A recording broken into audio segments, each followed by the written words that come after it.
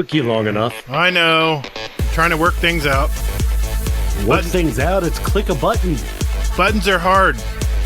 You had to convert the button from an MP4 to an MP3 before you Don't start with me. Before you can click it first.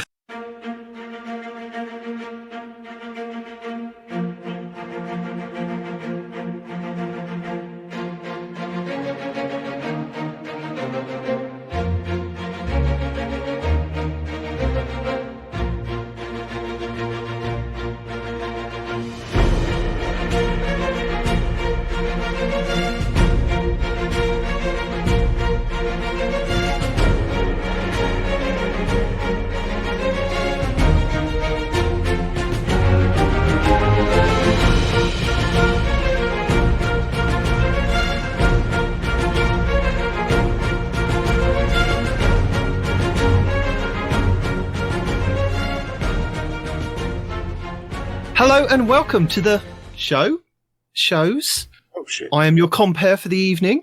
Well, for this evening's shenanigans that we have got going on. Dungeon Master. I am your Triumph Hunting Titan, Night Demon. And my good friend, Sir Gator, over here, is going to be your editor for the week. So, Gator. Hello. Over to you. How's everybody? Hey, I just want to say thank you, everyone, for joining us live tonight on our show. We're here to celebrate our third annual Tri-Podcast episode, affectionately called the Tripod.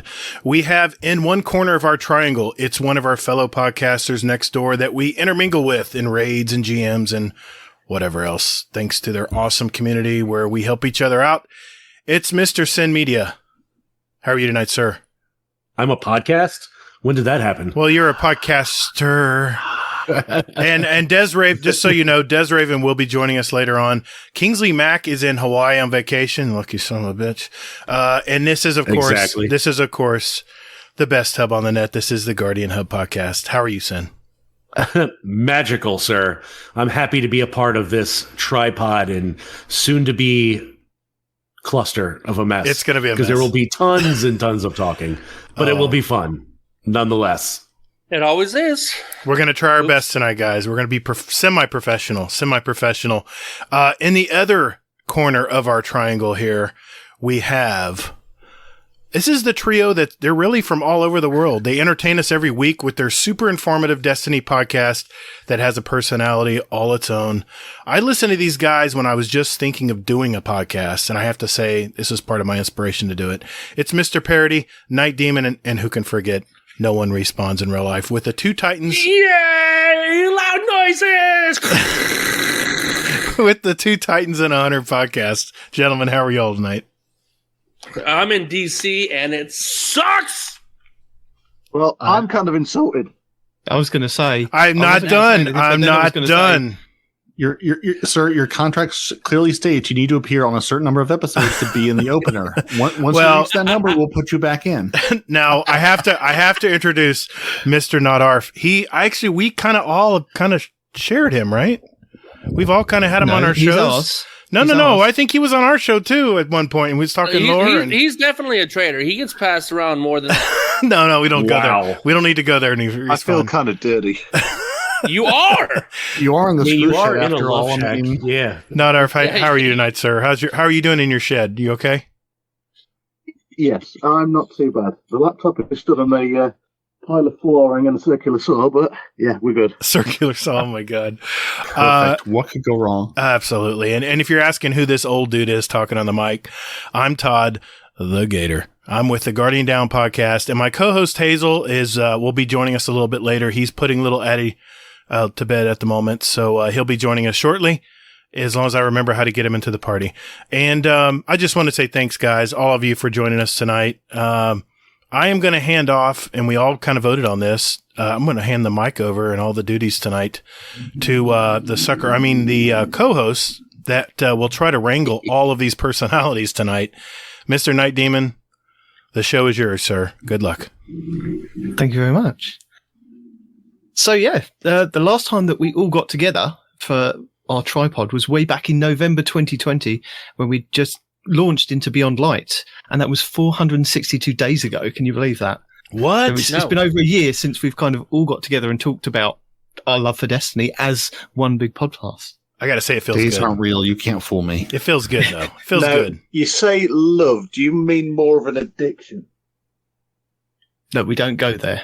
I mean, for Demon, it is definitely that. So, Possibly. who? Somebody sounds like an audio log, but he didn't say who. Chat's like he sounds like an audio log. Who? Who sounds like an audio log? Tell me. Anyway, You finished? no, actually, I'm So, still as I said, waiting last to know time that we why all he's met in up- a shed. Because got he that. doesn't want to disturb the family. Because Oh, Stone is that Cold all? said so. Because it's after that's midnight nowhere near in the as UK right interesting now. as I thought it was gonna Okay. be. Because her illness has flared up again. So she is, the best way to describe it at the minute is extreme vertigo. Oh, ARF. ARF sounds like an audio Ooh, log. that's not great. He's doing the Can you best hear he me can. He's doing the best he Yes, can. that's better. Thank you. That's That's not better. Just lean closer to the laptop. Yeah. Yeah. Yes. Press your face into the laptop keys. It'll be fine. Yeah, all awkward and everything. It's fine. If your back doesn't basically, hurt, you're not doing it right. My wife's illness has flared up again, and Oh. she basically best describe it as severe vertigo, which is not good, and we still don't know why. So she like just Nauseous, dizzy, yeah, can't do a lot. Is So, it like that episode of The Office when Michael gets too close to Stanley and his beeper goes off? Is it you? Ooh. I don't get the reference because I've never watched The Office. Oh, damn it. You'll have to watch it. Oh, that's too bad. I mean, no, not ARF. Seriously though, Now, have you tried? are we talking? something called Are we Dramamine? talking? Are we talking The Office or The American Office. knockoff of? The American Office. The second office. Yeah, and my son is in bed, and my daughter has 3 friends over, and they've taken over the lounge. Oh, no. That's not good. I see. Oh, dear. Well, Yeah, hopefully, so, Arf being here can give us some lore, as well as when Des gets here as well. They can collaborate and give us some lore insights. Hopefully, they know some lore stuff. And if you want to, since you're having such an awful time trying to talk on the mic, we can go back to where I would read and you would interpret and answer questions. If you want to do that, We can, yes. What I was actually going to suggest, if I can log out and restart and log back in again, hopefully my headset mic will kick straight in. You try that, You and do I'll you, carry Bill. on reading stuff. Take care. Yep. Gator might allow you. We'll see. I'll allow it. we will see. Hey, So, Hazel's not here to veto me. DC. No, nobody's talking about DC. Somebody asked about the drive home. I thought earlier. Well, ask after the show No. because we want to get to Okay. the show. We're, Okay. we're, After the, dark. we're the podcast. They're the Twitch. It's different entities. I know they all look like little people on screens, but it's Twitch different. typed me. Somebody said. Somebody Type. vocalized it. Type in your whatevers. I'm gonna type in your face. Anyway. So, as I said, the last time that we all met up to discuss our initial impressions was Beyond Light, which brought us new planets, new subclasses, and a multitude of game changes. It also introduced the DCV, the Destiny Content Vault. So I went back and looked at some of the highlights from the other podcast. I looked back at the highlights of our notes from that we did from that last one, and this was quite interesting. Trials was cancelled for 2 weeks going into the new expansion because of the Infinite Supers. Do you remember this or not remember this? I remember that. We learned that the new exotics were only available from the Heroic and Master Lost sectors because that was new. And we had changes to our Ghost. That was the first time we had changes to our Ghost, which included mods that we could insert to give yourself an XP boost. And as a reminder, make sure that you've got your XP boost on your Ghost as you go into Beyond Light, not into Beyond Light, into the Witch Queen, and get into a fire team if you have your artifact unlocked before you turn in your bounties, because you want to get all that sweet XP and double, triple what XP you can get from that small fire team boost. So I just thought I'd remind you of that. I remember. You remember that? Oh, yeah.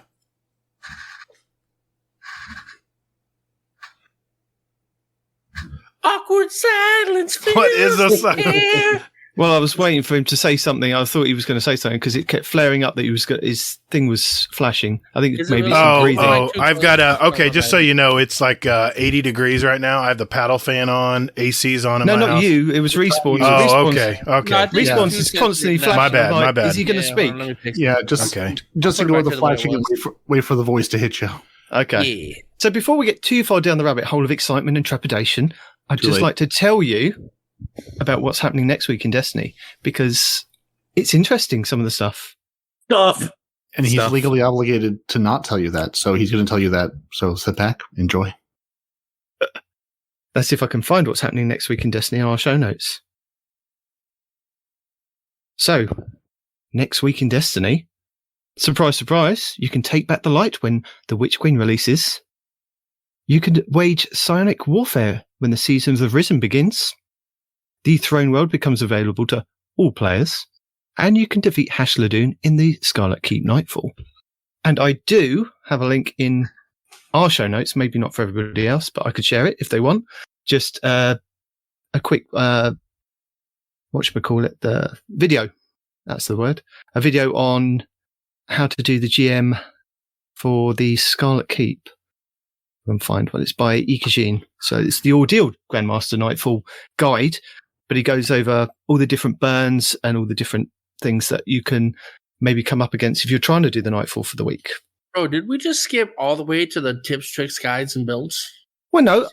I've only got 2 videos this week to tell people about, and I thought I might tell people about the Grandmaster because it's going to be the Nightfall for the week. So it's just letting people know, there's a video guide if you want to look at it. Man, And then you jacked me possibly up. the lost sectors for next week, if we're going on the rotation. I did remind people in our live show, but I just want to quickly go over if anybody is interested.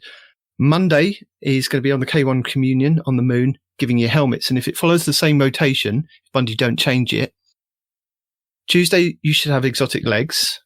Wednesday is exotic arms. Thursday is chest pieces. Friday is helmets. Saturday is legs. Sunday is arms. Monday's chest, and Tuesday back round to helmet. So if you're looking for the new exotics that are coming to the Lost Sectors, don't forget they are going to be legendary and master selectable on one Lost Sector only, and it's probably going to be on the new location as well. So all new good things to explore. Can you redo those days on a song? Because that reminded me of I don't know the time frame. Gator probably knows it better than it's like an 80s song. 80s song? I know a lot of 80s songs. 6, 7, 5, 3, No. 9. Monday's gone, and Tuesday. Oh, yes. I'm in love. Saturday. Yeah, that. Yes. Yeah, I remember that. Gosh. Can you hear me? Yes, Yes, we can hear you. hear you. I Is it really better? want Much Parody better. to do No, that not in really. song next time. Oh, Oh, gosh. that's I'm in love. I'm trying to think of it. Like your volume is there, but you still sound like you're in a bucket. Sounds like you're in a shed coming to us on a drill. Actually, yeah, you might not be able to do anything about that. It just that's what it sounds like to me. I'm not sure if that's right. I feel like maybe there's like a bike near you. A circular That's saw, what it- maybe? That's what like yeah, maybe like a miter compound saw. It's what it sounds like to me. I don't know. My ear picks up. Hmm. Oh, Bowker one. Yeah, you're It'll fine. be doable. You're fine, not Arf. Yeah, You're fine, it's buddy. fine. Oh, that's better. It's actually switched over now. Yes, you're good. So I just want to check with you guys now that we've got all that out of the way, a little bit of stuff to let people know. Are you ready for the Witch Queen? Is everyone ready? Fine. Ready. Yes. I'm Okay, ready, I yeah. will define ready. Have you got your bounties hoarded? Have you No. farmed your materials? Oh. Have you achieved all the achievements that you need to hunt down before it all Yes. goes away? Months ago No. because I gave up and said no. Yeah. You don't Yeah. count, and Respawn doesn't count. We talk about this every week. We know what you two think. He's already Data? disappointed in us. Let him be disappointed in you too. Gator, I currently have you farmed enough? I currently have 450,000 glimmers stored. And I Good. use the destinyrecipes.com. I can't plug that site enough because it's so much fun Yeah. to play that little game. What's your score, though? I want to know what your score is. Okay. Live update on score. I will absolutely do that for you. I have 183 bounties saved up, mostly weeklies. And I have, my score is, let's hope it's on the right account. Drum roll. That's all I got. I can't do it. I'm sorry. Yeah, I'm sorry, not it's putting in loading. sound effects. Sorry, it's loading. Hang on, I've got a little something here that can help. So far, it's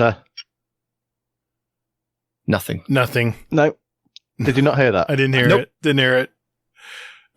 Sorry, I was in the wrong account. And now it stopped working. Brilliant. Get out of only sins, Gator, and pay attention to the podcast. Hey, chat's saying they're 264. Is that good?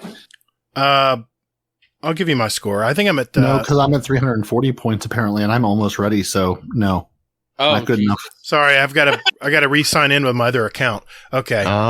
Sorry. I have an alt. Yeah, I have an alt still don't account. get why you have multiple accounts. I have an Do alt- everything under one. I have an alt Why account. have multiple? Hold on, I'm going to explain. I have an alt account called Get Toddled that is in our I second know. GDC clan, and I'm trying to build that clan up right now. So I'm stalking bounties and that as well. No, not Where his stalking. real friends are. No. Wow. Stalking or stalking? No, I said Because- stalking. Like. Okay. All right. So- I'm at still- four. do I'm you at really four. have more than 100 clan members? I love how Yes. he said it again and it wasn't any Yes. clear. No, How I many said do you have? stalking. We're actually what we're going to do, and I'll let Hazel explain that later because Hazel has an announcement to make on that. I'm at Well, he's 492. not here right now. I'm at 492 is my score right now. To answer your Nice. question in a long-winded way, Night Demon. Damn. You But- have my sympathies. Running 2 clans, it's a nightmare. I did it for a long time and I gave up. Well, we have like a little grudge match going on between 3 people in my clan right now. It's Zaniac and Larman, Kentucky. Zaniac's ahead of me at 493. I'm at 492, and Larman, Kentucky's at 491. Gator, you say this clan's new, but the alt account is over a year old. Oh, I've had these accounts for a while. I played Destiny 2 year 1. I played a lot of accounts when the content dried up. I kept myself busy with other accounts. The part I love about Destiny is the progression. So what I'll do is I'll get a new account, a fresh account, and I'll enjoy the progression. I'll enjoy the dopamine hit, if you will, of ranking stuff up and working up the light levels on it. So Don't even think about it, Demon. Your wife will skin you alive. that's why I do it. No. I'm self-employed. just I the have one, and I have that's it. time. I have flexible schedules. I have the time. I'm able to do it. Plus, it just keeps me busy. And hey, I mean, all I play is Destiny.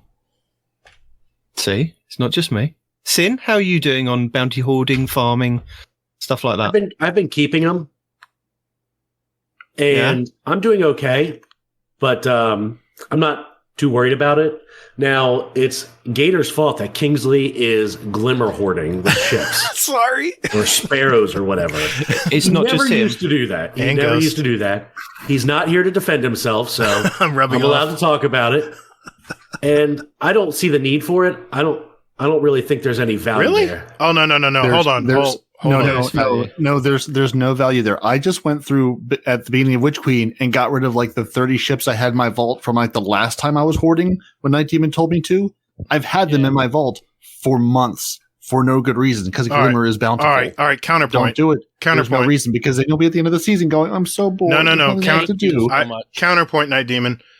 Here's the reason you want to hoard materials and Glimmer because we have this. No, you're not me. I hoard. Don't. Oh don't no! think about it. I was just you're the master of ceremonies. I'm just making sure I won't speak out of turn here. The master Okay. hoarder. The reason why you want to store Glimmer is because there's this thing called weapon, crafting coming up. And have you guys seen how much Glimmer it costs to do one slot in a gun? Did you guys see that preview? It's like 10,000 Glimmer for one slot of a weapon. And of course, all the Okay. other materials. If I have 450,000 Glimmer, you know how, yes, you're right. You're right, Sen. You can go right to the who's the idiot who gives out the Cryptart? Master Rahul now. Yes, Cryptart. Rahul. Now you can go to him and turn in materials and swap it out for Glimmer really quickly now, but why eat up all your materials when you have stored Glimmer, 5,000 XP, 5,000 Glimmer at a time, you can just cash them in. Yeah, but it get that. takes away from the game. If you're focusing too much on like the bounty hunt and the XP grind and this and that and the other, it detracts from the game itself. No, I not at think. all. No, it doesn't. It makes No, the it game doesn't. smoother at the beginning. Yeah. Because what's the one thing you're playing a story at the beginning? You're going through the campaign. Let's just No, pretend it we're makes ahead. the game easier in the beginning. Yeah, yeah. is what I'm trying to say, right? Yeah. Here's the reality, though. You're going to be stockpiled. You're going to be maxed at 250K, most likely. And you're not going to run through it that quick. And you have Glimmer mods on what? The Ghost? Yes. You have those other glimmer things, those Yeah, consumables.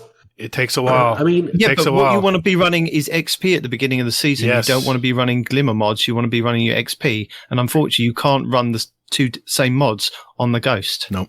and I get that, but you're going to be maxed out anyway. You're going to make it back with all the dismantling of blues anyway. Well, we still don't know yet, Sin, so that's the reason I'm hoarding Look. ships in Glimmer. Look, I respect your opinions. I do. Good. Right? But for me, it takes away from the game because, like, if you have all these bounties stocked up and you go from 0 to level 60 or 70 on your track, right? No, I can tell you most that of the armor and the weapons and this and that and the other. Respawn, You've if you taken do away good from the bounty exciting hoarding, moments. it will you know? only take you to level 21 on your season pass. Yep. Because that's what it tells me That's on what it tells me. my Destiny Then recipes. It's not even worth it at that point. Oh, you know? 21 levels unlocked just like that. Really? I think that's Really? that's Oh, no, definitely no. worth I'm it. sorry. Excuse me, Nadim. And I'm also going to unlock 8 artifact mods, and I'm going to have a +7 yes. power bonus instantly. Yes. Instantly. Instantly. Soon as For no, what? no, no, no. As soon as I unlock the artifact. Yes, of course, yes. We have to You're do it the guy proper that way. put in the 99 life code on Contra, aren't you? You're that guy, huh? I might be. Yeah. That's every guy. Hello. Yeah. Come on, Arf, man. how are you doing with hoarding or anything to do with like getting prepared for Witch Queen? I occasionally get to play the game. Amen to that. Have you done any prep, or are you just going to go straight in day one, not a care in the world, just going to go for it? I'm not even gonna on Tuesday. I'm not even gonna switch the game on because it's just not gonna be worth it. Yeah. Sat in a queue with 17,000 people or 56,000 people in front of me just isn't fun. I'm gonna go on Wednesday and play some Destiny while everyone else has already played some eventually, and yeah, take it as I find it. Fair But enough. the real question we're dancing around, Night Demon, have you purchased Witch Queen yet? Yes. Ah, Did there you? we go. Which pack Well- did you get? The whatever Super Deluxe edition. Funny enough, my wife decided she was going to give me the vouchers that we got as a present for Christmas. She went, I can't decide on what to get. You have them, get some points. I went, brilliant. So there you go. I didn't even have to pay for it. Sorted. Perfect. So you wait long enough. got like the physical toy version of the game? No. Well, isn't No. that the Super Deluxe where they send you the ghosts and shit? No. Yeah, but I'm No, not that's not the getting Ultimate that. Edition or whatever Yeah, it is. Just The just the one that I can regular click deluxe to not the download. Super Yeah. Deluxe. Okay. Just the one that you can download. That's fine. I'm quite happy with that. I've got the Ghost that works with the Alexa. That's now quite hard to get hold of. So, You can ask about your clan on that. That's quite cool. She tells you stuff and then goes, "You're not in clan." I'm like, "I am in a clan. It's all linked."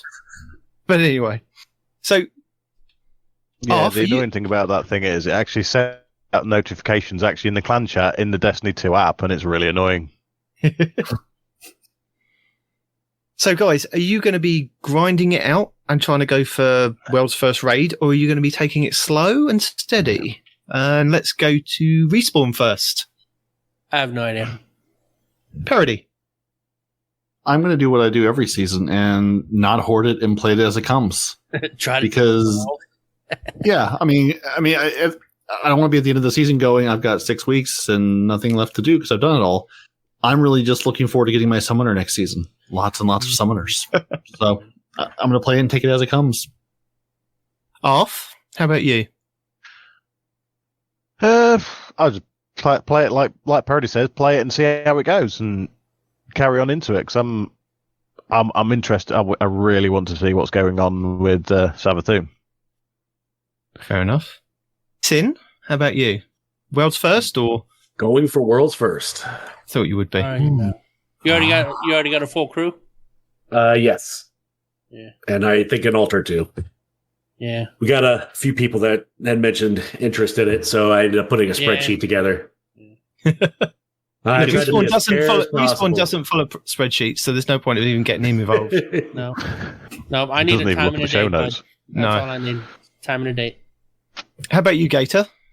World's first, or taking it slow? I am going to play the campaign on day one at normal, Then I'm going to go back, and once I unlock my artifact, I'm going to slam all this XP and get my artifacts unlocked, get my power levels and stuff. Then I'm going to have a little bit of power. Then I'm going to turn in my paracausal boxes, get up to the soft cap, and then I'm going to join the Legend campaign and get to 1520 as fast as I can. And then we have a raid group I'm putting together right now for day one. So that's what I'm going for. Cool.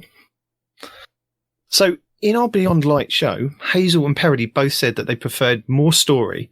So is this what you were hoping in terms of replayability and engagement with like longer stories and either the two different selectables? So you've got the classic or you've got the legendary. Parody, I'll go to you first because Hazel's not here yet.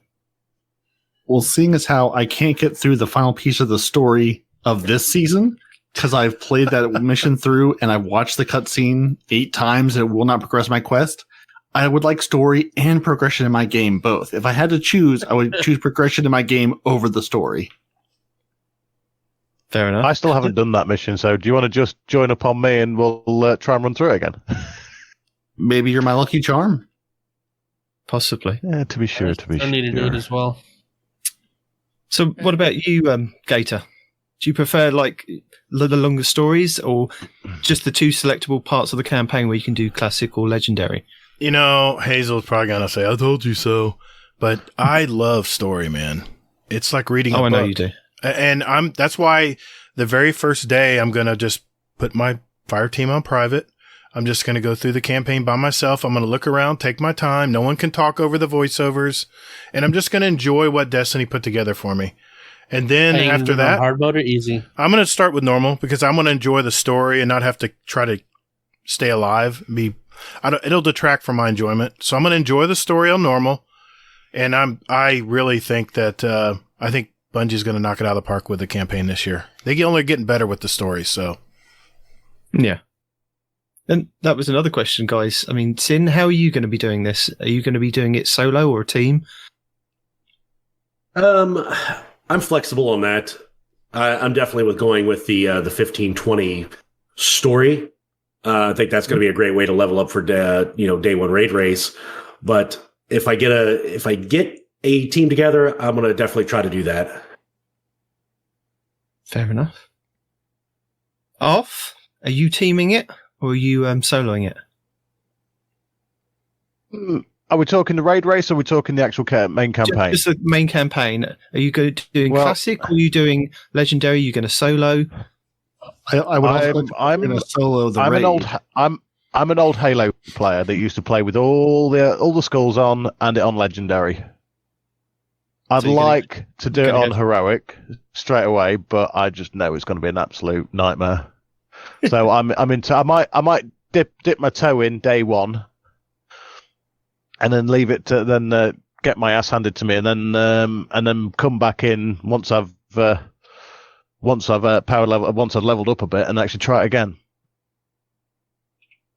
Respawn, what about you? The get-go. I want to struggle. I want to fight. Things have been too easy for too long. Plus, I really want to get to the end and get that sweet, sweet, sweet 20 light level under max armor. All right. Bam. So you're going to go straight in at legendary? Straight in at legendary. Can I have, without popping any bounties and things? And are you going to do it solo or are you going to go with the team? I might go solo. I'm thinking solo, but if they have one of those, put me with other people kind of thing, I might do that. But probably solo. I've got a question for Night Demon. I'm sorry for no one response. Sorry, Night Demon. No, sorry. At what point? No, I do. At what point, Respawn, are you when you're in there for 5.5 to 6 or 7 hours trying to get through the legendary campaign just to complete the story? How long are you going to do that before you decide to just do it on normal? So, let me answer your question with a question. You do know that I'm a prior Marine, right? I understand. Okay. And you do realize Marines have 2 things that are both an asset and a curse, right? Right. We're stubborn as hell, and we don't give up, right? Okay.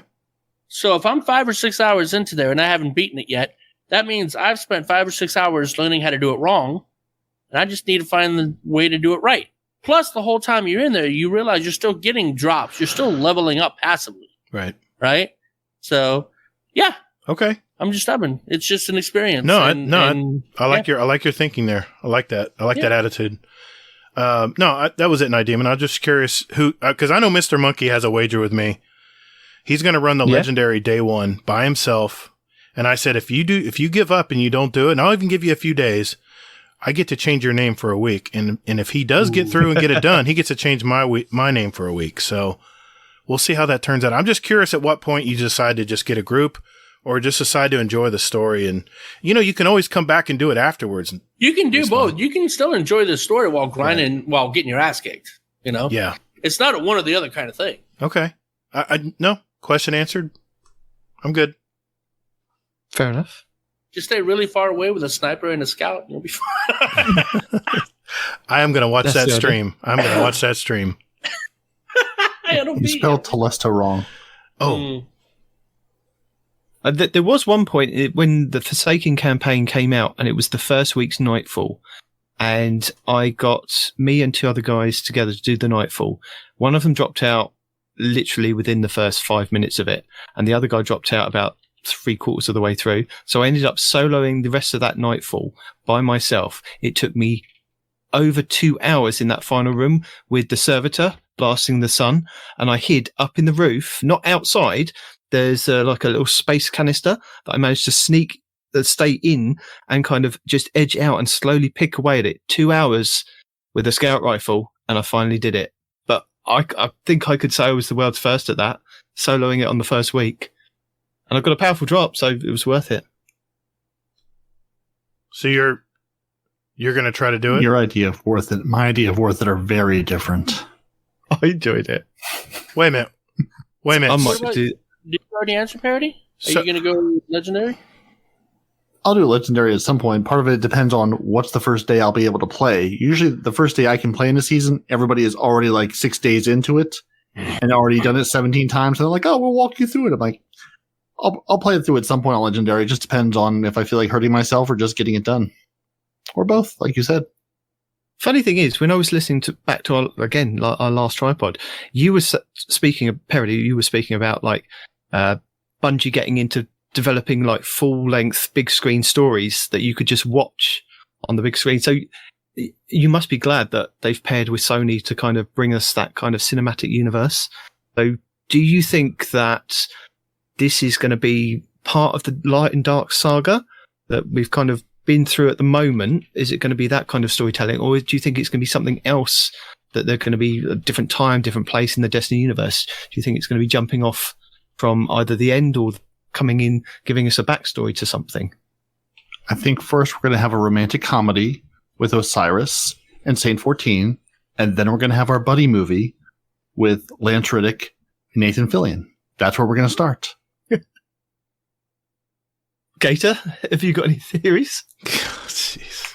Any hopes, any desires on films, TV series?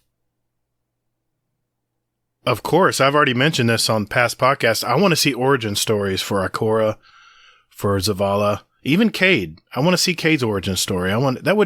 That's just prime entertainment right there. What the fuck do you mean, even Cade? Excuse me? I mean, Cade. I want to know how he got suckered into being in the Vanguard. I want to hear that story. That'd be great. Or Wait, I mean, Disney's doing it. He won the bet. He won the Vanguard bet. That's how he got in. Well, yeah, I know, but I want to know how it came to that. I want to know the story. story. He wants to see it on the big screen. He doesn't want you just telling us. Give me all the stuff. He wants to see these things. Give me all of it. And do you want Nathan Fillion to reprise his role, either as voice or actually playing the character? I'm good with Nolan North too. I'm fine with either. What are your thoughts of Peter Dinklage as Cade? No, I don't think that's going to work. Sin, have you got any feelings on this? Where you'd like the Destiny universe to go cinematically? No, I don't have any opinions on it. Nothing strong. I'm here. I'll take it as it comes. Pause. Fair enough. What about you, Arf, from a lore standpoint? What would you like to see?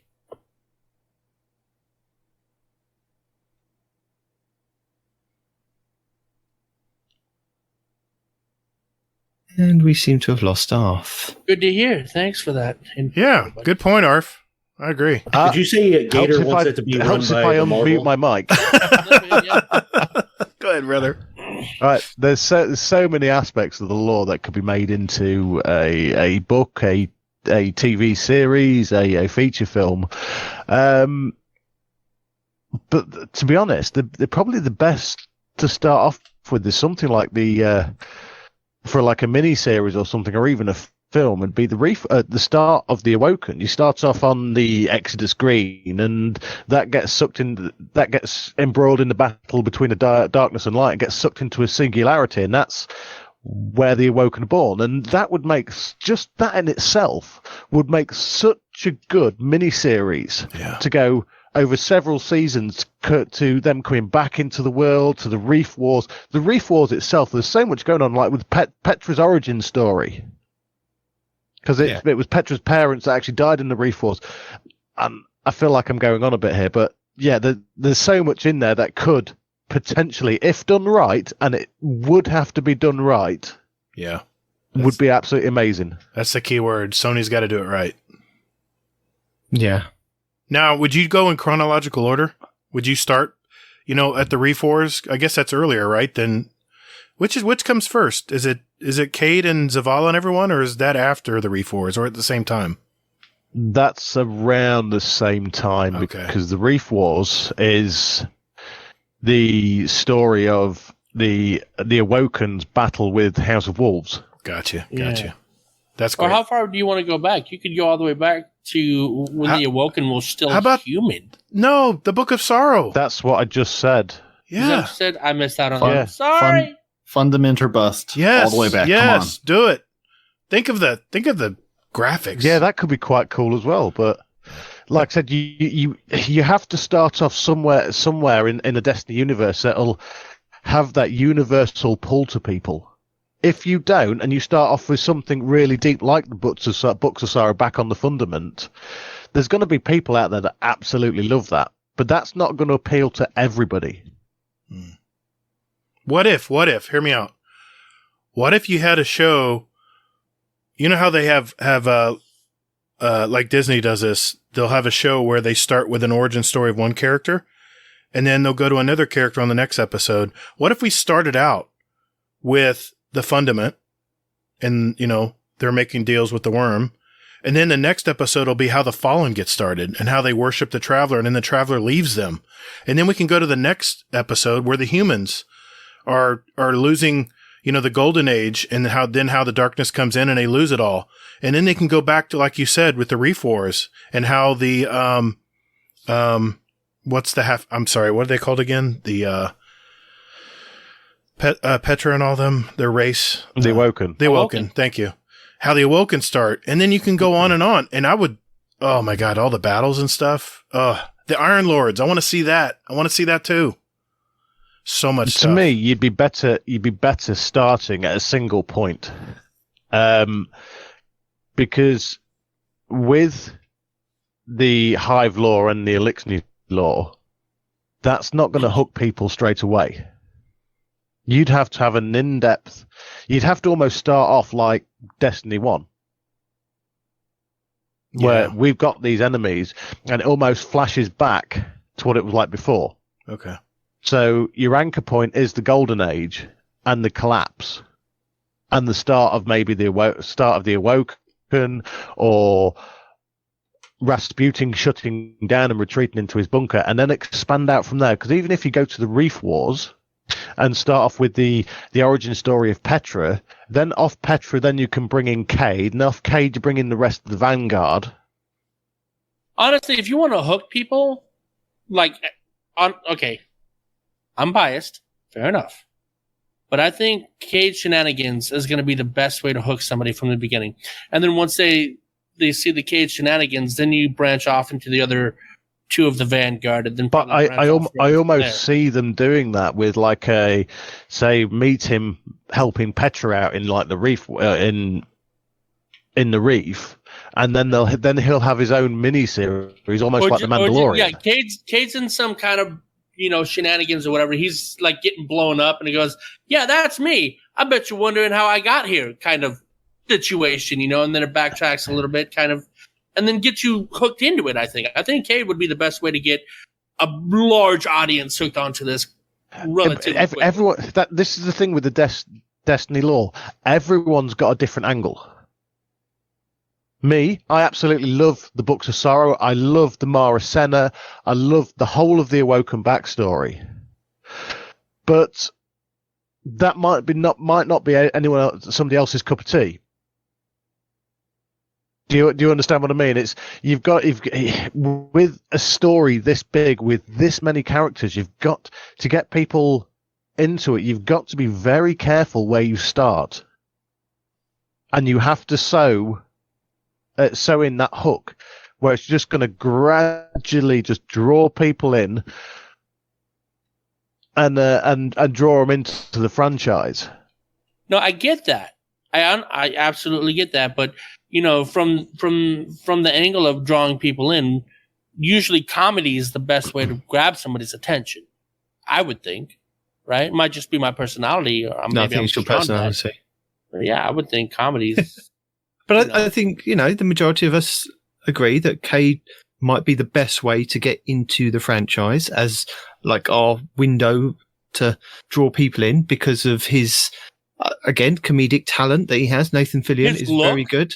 He looks like a robot that could draw in the sci-fi guys immediately. Like, hey, the robot is doing stuff. Okay, I'm excited and curious to see where they go because it's sort of like, and I'm going to use this analogy, and everyone will have a gut reaction, but like Game of Thrones, it's walking into a world where you've got 1 trillion characters, and you're trying to introduce them all. So I'm really curious where they start. If they start big and try to say, "Hey, here's everybody all at once," or if they do sort of like what Arf was saying and say, like, "Hey, let's introduce you to like 2 or 3 people at a time and like build this world with you." Because obviously you've got a big fan base coming into this game.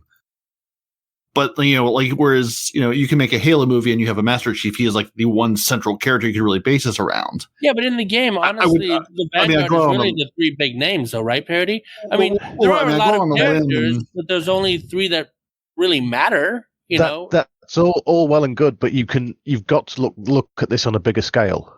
You've got potentially 2 million, well, they said, what did it say, 2 million downloads of Witch Queen? So you've got 2 million hardcore fans there that are actually wanting to actually know about this stuff and wanting to watch it. Though? But in terms of, because that's I'm just going off a ballpark that knows something about the game. Ballpark figure 2 million. In terms of a mini series, 2 million views. That's nothing. Do you understand what I mean? That's nothing. That's a drop in the ocean. Mm-hmm. They're going to want 10 million, 15 million, 20 million views of the first episode to even start to capture people's imagination. And people out there going, yeah, this is brilliant. Watch this. And they want that next viral hit. And they've got... Yeah, again, like in Game of Thrones style. Yeah, in the terms of almost throwaway media in this day and age, you've got to get that hook in and you've got to sink it in first time. You've only got one chance to do that. Now, Disney have done it quite right with The Mandalorian and the Book of Boba Fett, and I wouldn't say Disney. Isn't the guy that came back with the Boba Fett the same guy that did the MCU movies? That guy. No, Dave Filoni. Thank you. Dave Filoni did it right. It wasn't Disney, nothing. Disney ground it into the ground like yesterday's crap. Look, you're getting off topic.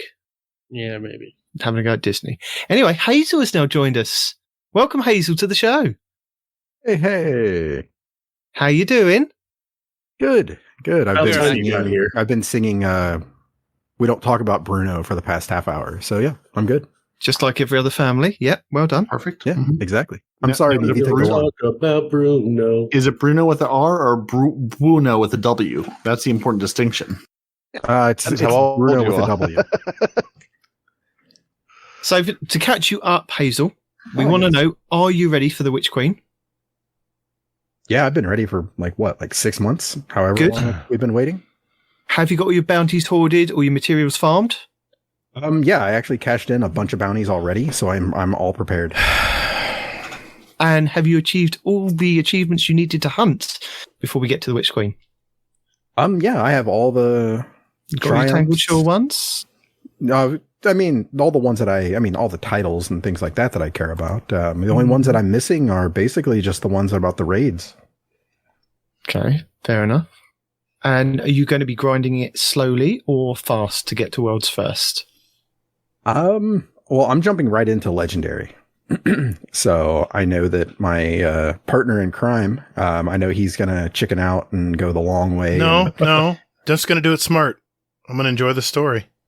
Chicken out and go the long way. And I'm going to go with the original route that they intended, where you play it. It's a little bit of a challenge, but really, how much of a challenge is it possibly going to be, honestly?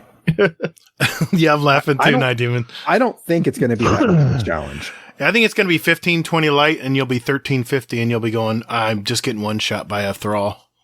No thanks. I'm just going to avoid that frustration and just enjoy what Bungie laid out. I'm coming back to do it afterwards. God. Well, of course you are. Yeah.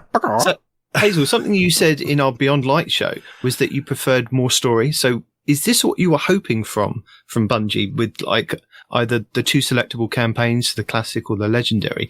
And do you think it's going to be a longer campaign? Well, I mean, from what I've gleaned from everything is that I think the campaign, I mean, I've heard like things that people are saying that it's going to be as long as God of War I've heard like 8 missions. Okay. So I'm thinking it's going to be the 8 mission route. I mean, I think it's going to be pretty straightforward to a degree.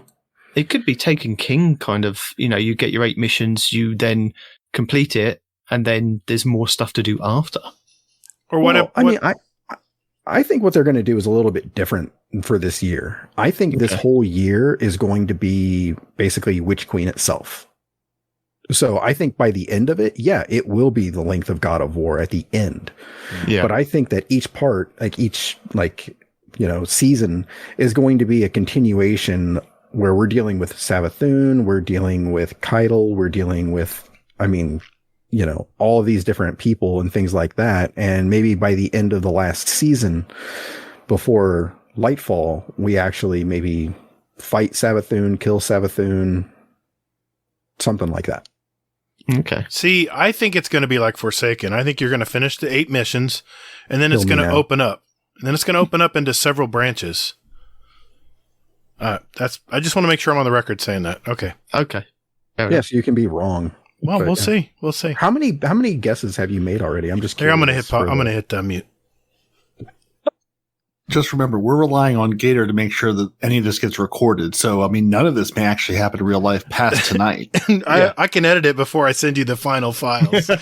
Well, yeah. I mean, I'm surprised you haven't guessed like 6 different things just so you can be like, see, I told you I was right. He could have before you got here. No, hey, that's my MO. Well, potentially, Gator could be right here. From what I can tell, the Savathun's throne world is absolutely massive. So they could lock certain section of it behind almost a wall? quest wall. Yeah, quest wall. So do you think they're going to allow you to play the campaign solo and then like in 6 months allow you to play it with friends? Or do you think it'll all be available day one? This is like Halo. I don't think any of it is going to be available day one. Fair point. I'm just going by past seasons and past years when they've got the big content drop. When it drops for the first at least 6 hours, you're going to struggle to play. Well, yeah, we know that. Yeah. But before that happens, do you think that, like Beyond Light, we're going to get the Calamities Protocol kind of end of the season event that will happen like the day before, where you guys got to run around the tower because you were up and awake, whereas us Europeans didn't get to? And I'm still going to go on about it, Bungie. Still angry about it. I missed out on an emblem. Do you think we're going to get that, guys? You're normally up at that time, aren't you? So, well, it depends if I'm at work. But yeah. Hazel, what do you reckon, seeing as you're back here? I don't think they are. I wish they would, but I think that they got a lot of flack from people outside of the Americas. And I think that they're taking that under advisement, and they're basically just going the better route. I mean, I don't know if they could stagger it where it starts at noon every time, in every time zone. Well, it wouldn't to avoid criticism, they'd have to do something like that, because whatever time zone they do it in, they're going to get criticism off somebody. Yeah. Yeah. Hazel, what? Not Hazel. Sin, what do you think? Hold on, I'm trying to get tech support from Parody in the chat. Okay. I really wasn't hearing the question. What'd you say? Like we had at the end of Beyond Light, we had the Calamities Protocol event, didn't we? In the tower, you all gathered in the tower, and I think you ran around the last city and just did things, and then you got an emblem at the end of it. I was asking, do you think there's going to be something at the end of this season, or do you think we've now had it with the exorcism? Oh, I think this is it. I don't think we're getting anything else. Okay. If they would have had it planned, it would have done it all at once. They wouldn't have piecemealed it together. Respawn, what's your prediction? Again, good talking. Gator.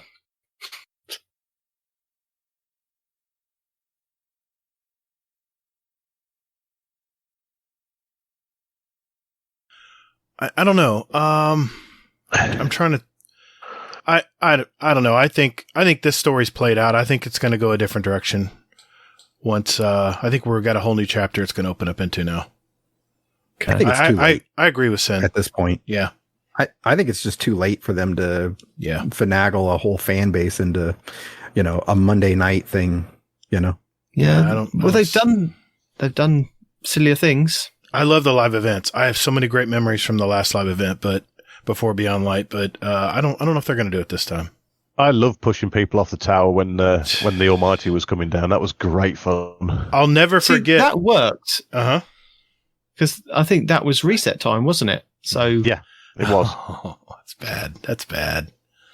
I remember Gator told me to. Then you're going to get criticism off the Australians, because that was reset time for them. It was early hours of the morning. Yeah. Yeah. You're not going to please everybody. Yeah, exactly that. Maybe a cutscene then if you log in and then you get an emblem that is just for you. Paroti, what about you? I'm not sure I've done either of the last two seasons events. I've either forgotten it or I've been at work or went and got the emblem after the fact and didn't spend 6 hours staring at the sky. Yeah, I suppose with the Almighty crashing, it wasn't a point that you had to be there. You could still go to the tower afterwards and collect that emblem. But with the Calamities one, you couldn't because the servers went down. It was just like they shut it off and that was it. So I think if they did something where you could still go and collect said emblem or ship, seeing as there's a ship missing from the database that we were meant to get that they now saying that we're not getting because it's not part of anything. Just saying. So yeah.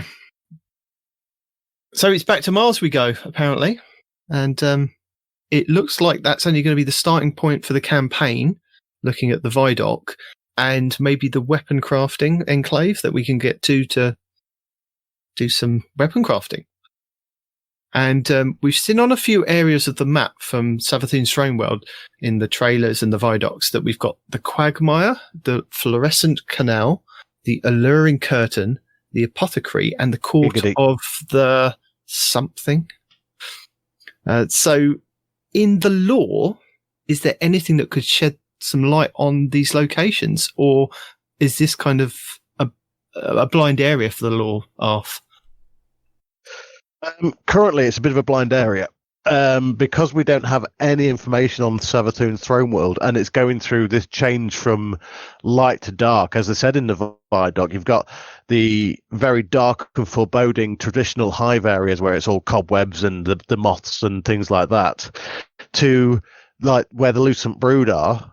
You've got the nice, light, airy fortress there. I'll call it fortress for a lack of words, because it's not really a palace, is it?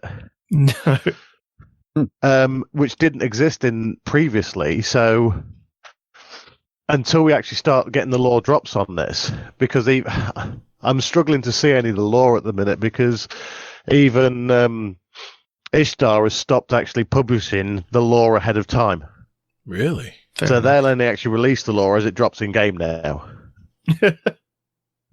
I think Which is very frustrating, because I used to like sitting there and reading whole books on. Going, oh, this is amazing. But yeah, We don't So really have nothing much in the way lore-wise of it. then? Law. No, because I don't think they can write anything in lore until it's been released, because the it's still being created as. Because No, I once you get to understand the that. light, But what I'm saying is, do you think there's anything in like the Books of Sorrow that we could kind of take from that we know that's going to be in this throne world? Or didn't you read the Books of Sorrow? It's all about taking. Yeah. Yeah. That's my favorite story. fair enough. And when we spoke last time about Europa, Gator said that he preferred foliage like Venus. So is this more your cup of tea, Gator? Oh, The swampy underbellies and You things that kidding we've me? seen. I'm a gator. I mean, I saw that swamp. I was like, I'm at home, man. I'm at home. The gator. I loved it. I was like, man, this is a swamp. Heck yeah, man. This is Florida. Respawn, do you feel at home as well? Yeah, just as long as they leave the swamp off of the weapons, I'll be fine. Yeah. Yeah, I agree. No algae or any of that crap out of my weapons. No, none of that crap. Tie a condom over the end. It'll keep the Leaves water do not out. grow out of my gun. I'm sorry. That should not be a thing. All right. Maybe that's what the ornaments are for the guns. A condom? Yeah. As long as it's ribbed and purple, I'm good. Oh, come on. Seriously? Usually that's my joke. I but, know. I took the low hanging fruit this time. Sorry. No, wow. You have to See, find then with you- the foliage to find it. Low hanging fruit this also go- kind this of ties goes- back into that joke. That's just not cool. This goes back to Parody's comment about the worm launcher. Sin, how are you feeling getting the tones from this new swampy area and the throne world that we're going to? I mean, it'd be magical. It's always magical. It's only swampy for a little bit. Like if you watch the Vidoc, the swamp is the transition from what she used to be to what she is now, right? So the swamp is her past hive self, and we travel through that to get to her current throne world. So I'm assuming the Well- swamp probably ain't going to be that big. Well, no, it sounds like it's going to be like different areas, like Yeah. different like Yeah. biomes. So like that area is still going to be there even later on in like Witch Queen. Yeah. Oh, Is it me or is And that? with that, I sorry. was just curious. Is it me or is that big wall? Does that look like an arena? Like a gladiator arena inside? I keep thinking on the other side of it, it's going to be like the Gladiator movie. You know? Doesn't it look like an arena? Maybe it's just I think me. we likened it to the wall around the last city. Okay, That, okay. you know, she's got kind of this huge wall around her. Oh, okay. I mean, we have PvP, can't they, to test out their new light, Sure. right? I suppose Would so. be awesome. So Hive PvP. with the different biomes and that, I mean, do you think like Beyond Light, where we had Europa's ice storms, which were new for that expansion, that was something we didn't kind of have before. Do you think there's going to be different weather effects coming in the Witch Queen with the different areas, or I don't think so, because No? they were so proud of it when Europa came that they were all about it. And if they haven't mentioned anything about it yet, my best guess is there's probably not going to be weather effects, just based Okay. on past behavior. does anybody think they're going to have weather effects to counter respawn? Yeah, I do. I think it'll be rain probably. Yeah, I mean, they built the whole weather system for Europa. Why not use it again? And then you could give us guns that, hey, just like the Europa weapons, use this gun and you can see through the snow. Use these guns, you can see through the rain or the hailstorm or the hurricane we're going to hit you with. They'll Do you remember probably that whole do it. debacle with the weapons? So you can get these weapons now that have got the red scopes so we can see in different things, and then nobody's used them since. Nobody's mentioned the fact that we get these scopes that you could see through. Sorry, Arf. Well, the snowstorms don't actually last that long. I can see them using the engine or mechanic for it, but maybe like a fog effect more than anything else. Yeah. That could work. Yeah. I think they should But have. with it being the throne world, I can't see how much weather they'd actually throw in there because it's created by Savathun. I could see a giant tornado moving through because there's this other game I love that use that same effect and it works so well. I'm sorry, giant- Mr. One Game Person. What other game are you talking about? that was a shot It's the ice across. show. No, that was a shot across the Battlefield 2042 bow.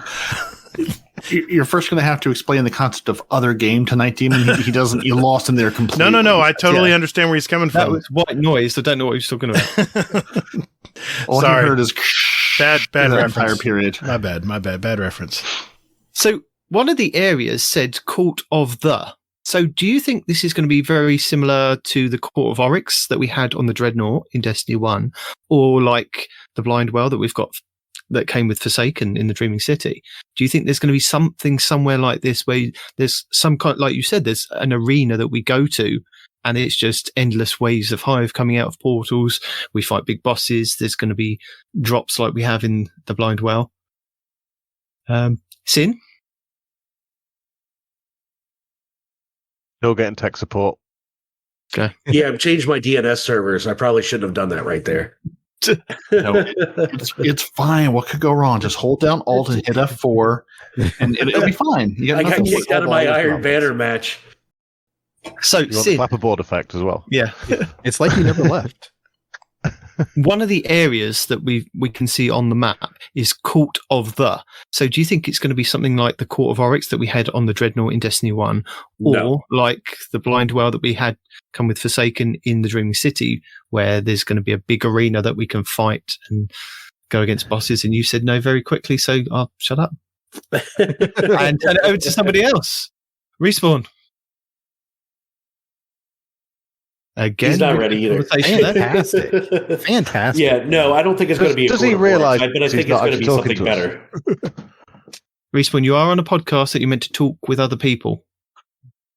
But he's talking to his chat. He likes them more. I'd like to say the lights are on, but it's not even lighting up. Makes a change. Arf, do you think we're going to have a court of something to do some battle in? Is it in Savathun's nature to have a court of something to fight? Well, it's the whole nature of the Hive. They're a very feudal society.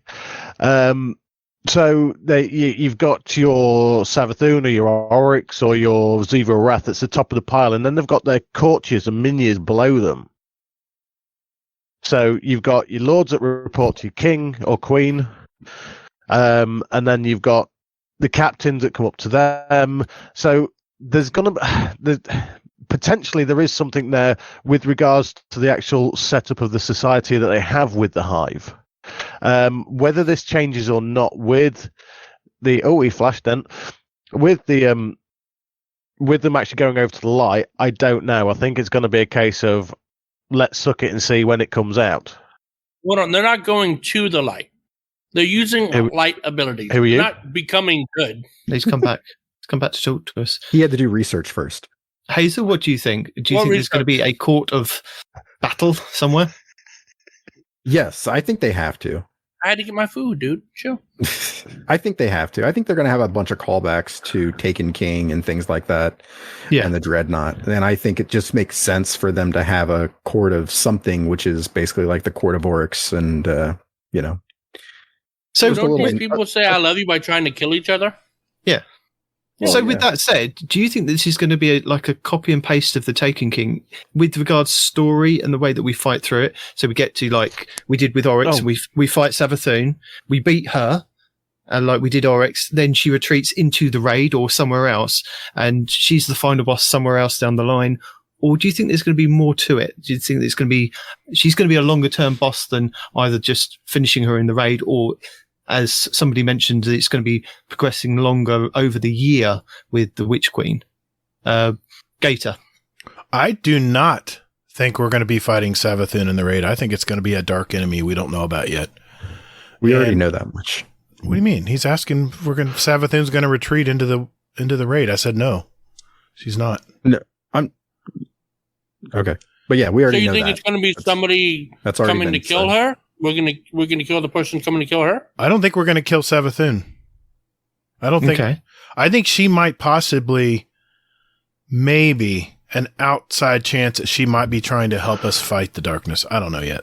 It's too early to tell. Interesting. So do you think If it's she a bit was, she'd more only be like? doing it for her own good, though. Do you think it's a bit more like Callus in the fact that she's going to say, go into this raid and clear out this entity, this bad person that's in this pyramid ship, and you'll get something from it? You know, you're not fighting me, but you're fighting Could be something like something that's like we haunting had with, her, haunting Leviathan, her didn't throne we? world. Maybe something made its way into her throne world, and she needs to get rid of it. That could be plausible. Can I throw a theory out there? Sure. Of course you Guy's can. talking about the emissary. Let's do it. Did you throw it? Did we catch it? Was that a respawn theory? Love Why Shack's you got picking some on me? aluminum foil up and its signal's not getting out. Right. Or if I think that's a really great theory, but I'm not sure you're looking at this the right way. Yeah, I don't know, Arf. I don't know about that. Maybe his Have you laptop tried fell off turning the off box. and on again? Move the rabbit You ears. muted yourself again Move the rabbit ears. on the laptop. Could you imagine if we had rabbit ears on the laptop? Wait, you don't? What did You they do? sell me? Dang it, Arf! You say that, and then you leave us hanging. Now I'm chomping at the bit to see what you have to say about this. It's Well, it's until in he comes suspense. until he comes back, the chat's talking about killing the emissary. Remember that's Okay. what we got to take out. Mhm. But are we again? Seem to be doing it for Savathun. Why would we want to go and do something again for Savathun Well, when she's just kind of tricked us at the end of this She season? did Yeah, keep but- her yeah, word, but- though. she did keep honored. her word. She honored her She did. promise. I don't know. I mean, as much as it pains me to say this, I agree with Gator. I think that she will be an ally. Excuse me, I choked on something. What'd you say? Why does it pain you to agree with him? Agree with me? It's Who are you, man? It's like you agreeing with me, Night Demon. Imagine how that would feel. Look, buddy, I agree with you sometimes. I just See? don't tell you when I agree with you. Yeah. see, I'm a better host because see, I'll agree and I'll tell Gator that. I've told you Well, I've it's agreed no, with you best before. Not to give Respawn such a big head.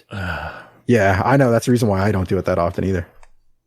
So hopefully Arf comes back with his theory. I don't need a big head. I've lived with people like you denying me my whole life. I believe in me. I don't need you to believe So in while me. we wait for Arf to come back with his theory, do you think we're going to be getting new enemies? Not like the ones that we've seen, like the Lucian Brood, but similar to how we had with the Briggs and the Wyverns that were introduced with Beyond Light. They were kind of something new that we hadn't seen with those two different races. Do you think there's going to be something similar that's introduced with the Hive? We're going to get some new variant of the enemies? Yeah, they're called Guardians. Not that something we haven't seen. I doubt it. So we might get a different type of Scorn? Maybe. They do like introducing things with like these big expansions. Sin, somebody say yes. I don't. And go with it. Win rates come back. Why are you looking to me for acknowledgement? I haven't seen anything new. I see more Scorn No, in but that's some what of I the mean. We trailers. didn't really You're see not the gonna Briggs see- or the Wyverns until we were actually in there. Yeah, and that's we were true. like, oh my god, what are these things? That's true. I hate the chickens. I hate those things. Turkeys. I hate those The things. yeet chickens, I hate the them. Hydra. They're such a pain. I would love to see a new enemy, but I don't think so this time around. I think we're gonna see our usual enemies we've dealt with in the past. Okay. I think Arf's back in the audience. Helios says he wants to see supersized Thrall Night Demon. Yes. Massive Thrall. Well, Like- we had the tiny little Screebs, didn't we? So why not Massive Thrall? How about Thrall that just went Thrall's straight to doing- Ogre. Doing void shoulder charges at you or arc shoulder charges. Yes, like a Thrall kind of ogre. Yeah, just a massive Thrall in the style of an ogre. So it doesn't do an eye blast, but it scratches at you, scratches the floor, throws rocks at you. As long as it doesn't have a stomp mechanic, I'll be fine. Well, no, they have scratch mechanics, the Thrall. Whatever, you know what I mean? And explosion mechanics. Yeah, we don't like them ones. You could have a whole crater of Thrall. It'd be a big crater. Big Thrall. Arf's got his hand raised, Gator. Yeah, I've invited him. Oh hell, let me do it. I'm sure Gator doesn't know how to do it. What? I did it, right? I did It it. took him about 6 I years invited to him. get him. No, I invited him. I Arf, did. Arf is back, and hopefully Arf is back with his theory. We Haha, rain right. down Yes. on- It's Don't over ask to you me with your what happened theory. there. I just got You're a killing me, Arf. screen You're and a killing me. buzzing in my ears. You're killing me. You leave me hanging like that, and then you leave. Savathun got to you before you can come up with your theory. She doesn't want us to hear it. It was almost perfect timing, wasn't it? Yeah. It was. Right, Oh, it the was raid. perfect. You could have The done it raid. better if you tried. Sir, you have the floor. That's the thing. I'm not even trying. I wanted to actually tell you guys about Got it. a damn theory, Arf. You have the floor, sir. Take the Right. damn floor. Have any of you guys heard of What? I'm starting. Leave me alone. Every pause you Sorry. take, we think it's cut out. Exactly. Right. Have you guys heard of Sure Ido? Sure, Odo. Yes. Yes. Partner and protector and previous Queen's Wrath to Mara. Hmm? Well, she had The a one dream. that's supposedly dead? Yes. You had a dream. Shh. We're going with the story. She had a dream.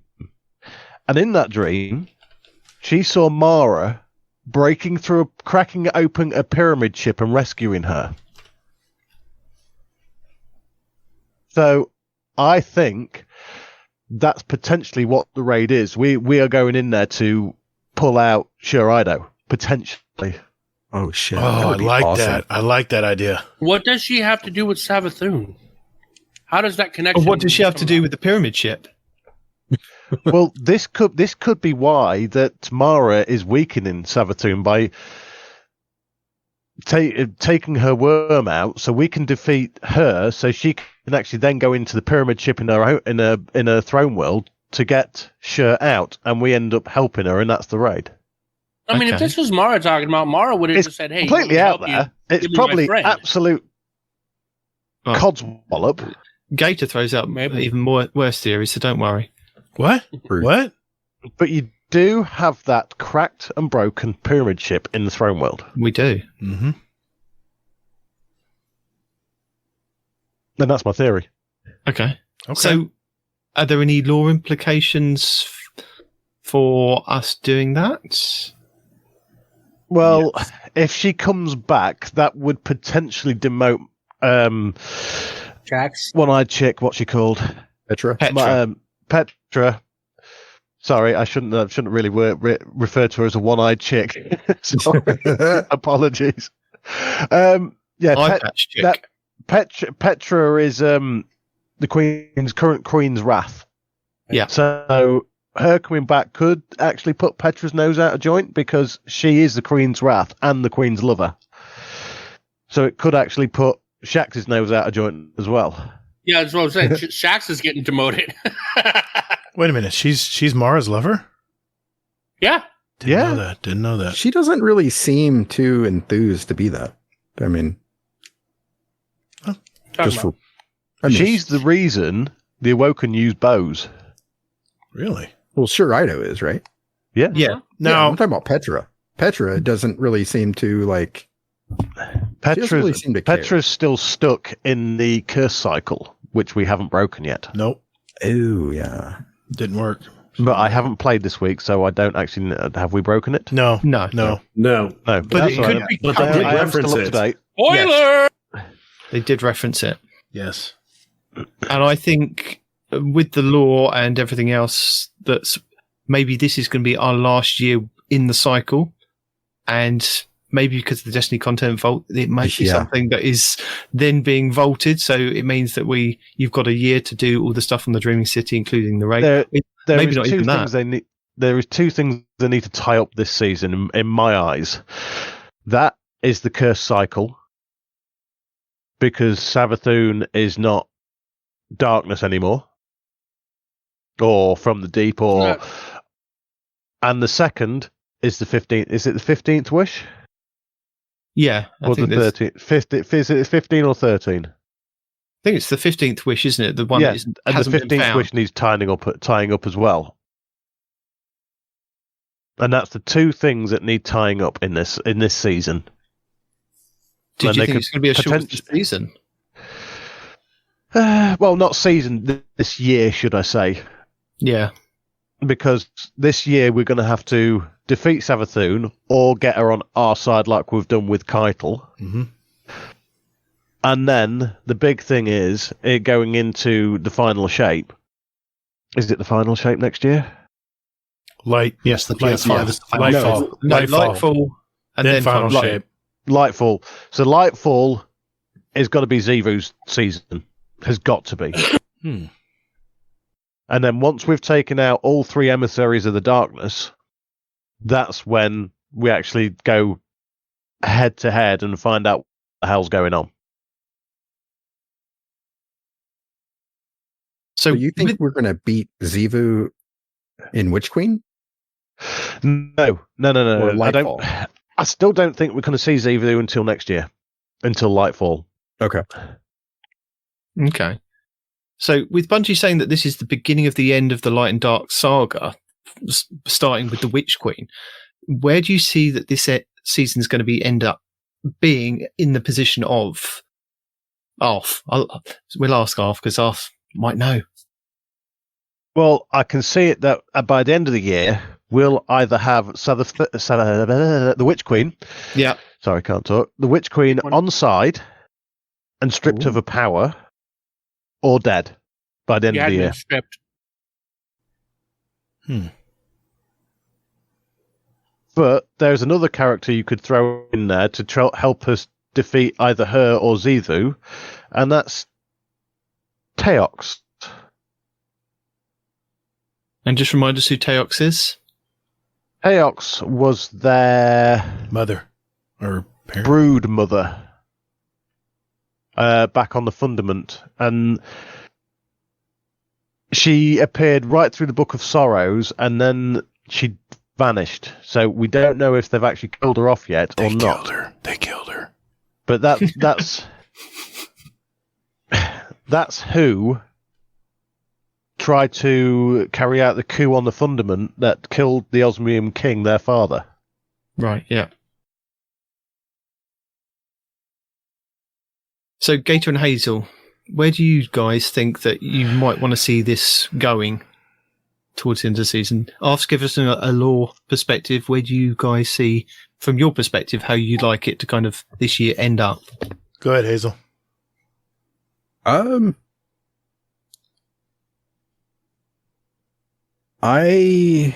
What I would like to see, I mean, it makes, it's in typical Hazel fashion. I want to see the world burn. So I want to see, I want to see Witch Queen basically end with like a big seasonal event where Xevu maybe rips the head off of Savathun. And in her last moment, she gives us darkness power, like that new darkness power. And then it, like, that's like the seasonal event basically at the end of the season. Like Hive Dark magic power?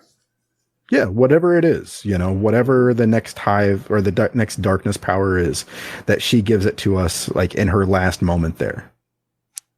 Well, and if it's Hiveness, it's going to be the green sort of decay and rot that you see when you get the poison effect off Thorn, or the necrotic grips' effect. Yeah, exactly. That type of power. Mm-hmm. So what about the prophetic power? Sorry, the what? There's a lot of prophetic power when it comes to the hives. But most of their powers are all based in ritual. Mm-hmm. So the prophetic power is just depends on what terms you actually mean that in, because prophetic power, you could just be predicting the future as a prophet,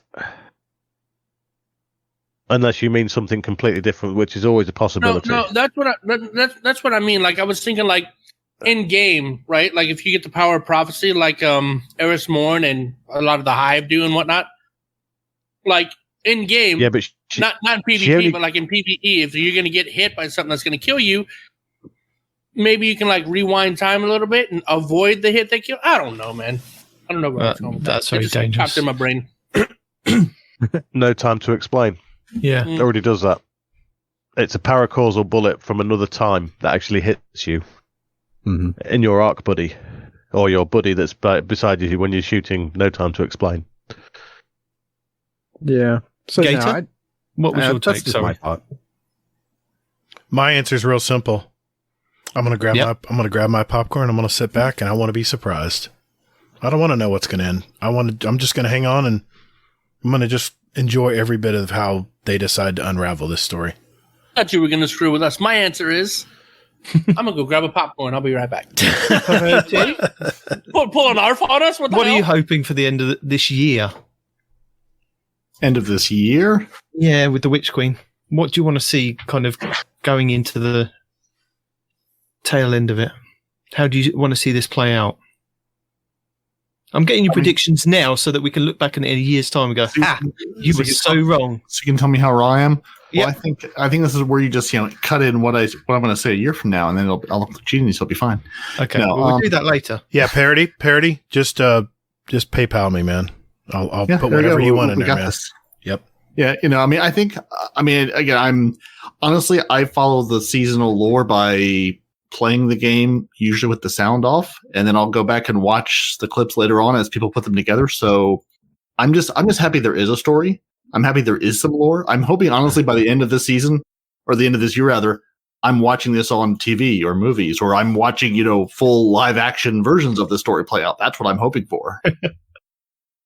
Fair enough. I really hope they don't try to tie it to the game, though. I really hope they don't try to do in-game and TV events and try to make it a whole thing. Just let it live in its own universe, but don't make it the same thing. Don't tie them together week over week or anything. No. Sin, where do you see this kind of going? The year? Yeah. That's tough because we know we got a few more expansions, right? I think the other guys said a couple things pretty good there. It's quite likely that we'll get another darkness power, right? At some point, with them redoing the light powers, the dark power that we already have.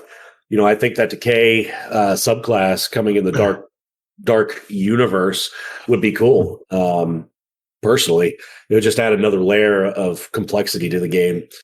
But I know we got a lot more planned. There's plenty of years ahead of us. Well, it looks like we're going to get the light subclasses reworked this whole year.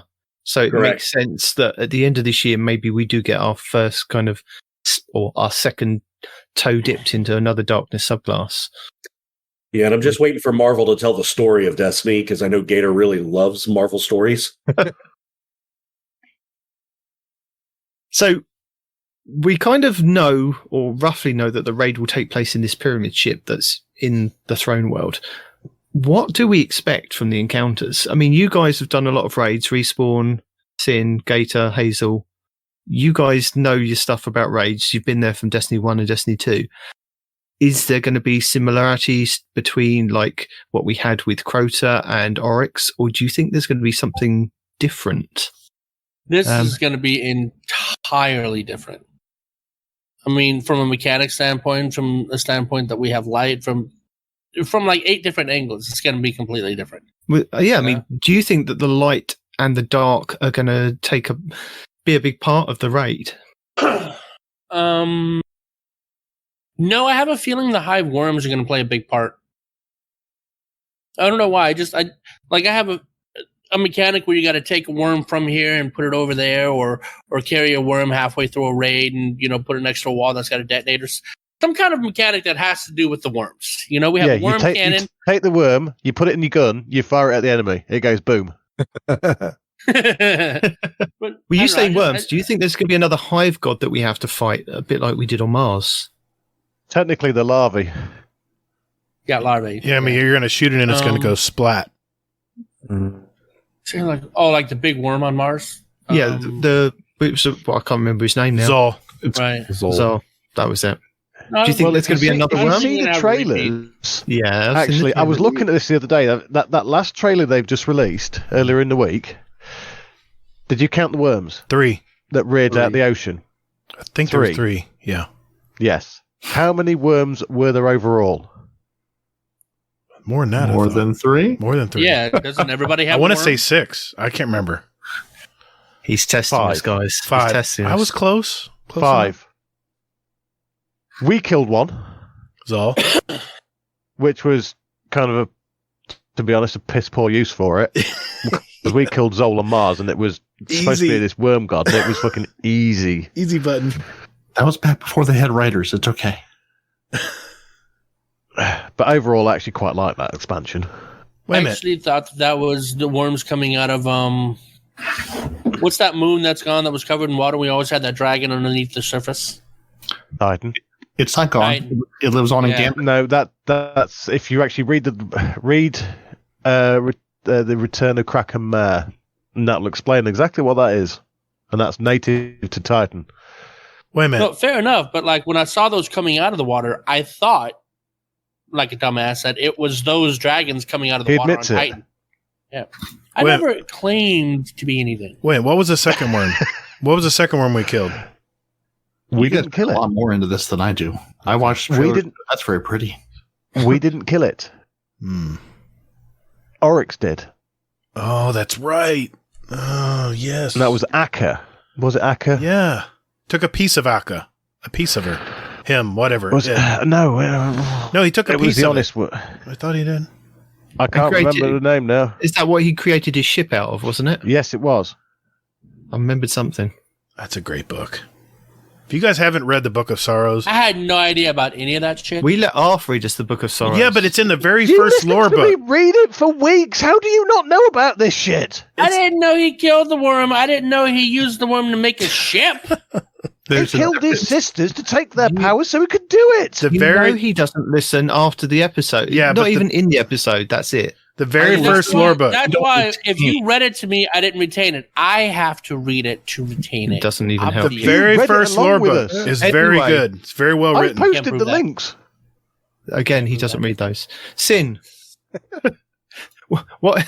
Hang on, guys. What do you expect? I'm going to be listening, but I've got to duck out for 5 minutes because I'm sat in the shed in a wooden building outside, and it's freezing, and I need more coffee. Put the girls to bed and take your spot back.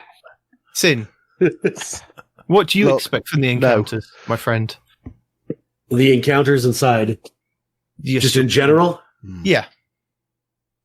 Oh, I don't know. I've learned not to have too many expectations when it comes to that. I don't even know what you're talking about with all these worms. Like I've never really been big into lore, so I don't really pay too much attention to that. It's probably the wrong thing when I'm playing Destiny, right? I should probably pay attention to it more. Where's No, Kingsley when you need it? You're just one of those, can I make it a gun? No, I don't give a shit. Yeah, It's all right. See, Sin, you have the same mindset I do. There's the enemy. We need to put bullets into that enemy. Keep firing until the enemy is now no longer the enemy, and it's Swiss cheese with bullets. That's it. Right? And then You take know what's to left of enjoy the this enemy game. and make a new gun out of that enemy. Yeah, exactly. We've been in one pyramid ship and we've faced some kind of ghosty versions of prior enemies that we've also fought. Do you think there's going to be things like that, or do you think there's going to be different things? Do you think it's going to be the ship is just the shell and then inside is completely different, and the encounters are going to be something to do with like Savathun's talking throne about the world, one in or do her you think it's throne going to be more pyramidy? I hope it's more pyramidy. I love that last story on the moon. That was so cool. Where I saw a vision of myself. That was so cool. Oh yeah. It's just going to be a detective movie. All right. Yeah. I'm down. Well, they keep saying that too, you know? Yeah, the whole raid is just Parody. a detective Stop story. the shit in the chat. Knock it off. Now, wait a minute. They keep referring to Ikora and her little mystery yarn board. Do you think we're going to refer to that as a hub somewhere? I'm just curious. I keep What? seeing the board. In the trailers, I see the board like up on a mountain or something. I'm curious if She we're built gonna- a whole Stargate, and it wasn't for anything. So I'll believe it when I see it. Do you know? Fair enough. Fair enough. Gator's got a good point there. Do you think that the board is very similar to how we have with Beyond Light, where we go to the Exo Strangers camp and you can go and put the artifacts in the tent and it says you've done a thing Yeah. and gives you a triumph or an achievement for What that? board you're talking about? It's been in teaser trailers like forever. No Respawn. Yeah. Where talking about- Cora's yeah, I know what looking you're at the, talking about. she's got the board and she has yarn drawn to all these different suspects. Her creepy Oh, board. Ikora. Oh my Ikora. god, damn it! I Yeah. was my brain is set on Savathun and her throne world. Sorry, you've been and I'm working trying all to think day. of what the shit you're talking about. You've been dude. working all day and you're in DC. I get it. I get I it. don't think that's Ikora's board either. Now These are you all- have to Look, expand you on that. can't just leave it like that, Arf. You have Yeah, to Arf, you explain. can't do that, man. And now Well, he's going for coffee. if you've actually looked at that board, Yes. Ikora's on it. Why would she yeah. put her own thing on the board, her own picture on the board? I don't know. Narcissism. Duh. Maybe Shiraido made it before she disappeared. I don't know. I'm just throwing it out. I've got a question. That's a This is long ass time something ago. that I thought of when I was listening to Bife talk about the story about the lore in the collector's edition. Okay. I Is haven't that- actually listened to any of that yet. Oh, okay. But go on.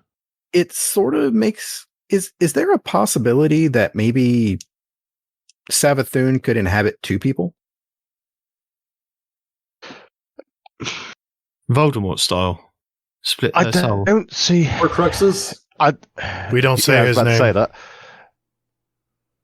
We're now that she's are we left even sure we? Osiris, she I could don't have even see gone. sure how, we 'cause have she the had- right one. You know, I don't. right see, now. I don't. Well, I don't see how, because she barely had enough power to stay in. Osiris. Osiris is. Yes, that's the one. Grumpy old man. The grumpy old man's body. The reason why I say that, but towards the end of the season, if you read the lore, she was actually almost busting out of it. Yeah. This was one of the last entries we got before we chased Sarathun to Mara's court. Yeah. Okay. And they did make a big point of making sure that we all understood that Osiris was back, and we verified that it was Osiris at the end of this week, haven't we? That there was a lot of text, a lot of speaking going. Yes. It's definitely him. He's definitely back. He's weak. He may but be he's in a coma, recuperating. but he's back. Yeah. It's But him. the reason Is why he? I was asking is because it makes me think that now this is like major, like crazy thoughts. You've got your though. hat on. Get your hat on. Yeah, exactly. Tinfoil's there. Yeah. I Because feel like I need to go and get Elemist and actually drag him into this. it makes me feel like maybe that Ikora is actually Savathun. That's been That'd the be- theory for a that- long that ass would- time. That'd be interesting. But if that's true, then A, why would she disguise herself as Osiris? B, why would she cocoon herself? And C, we've already heard lore tracks, not lore tracks, Well, you've audio just clips. done it there.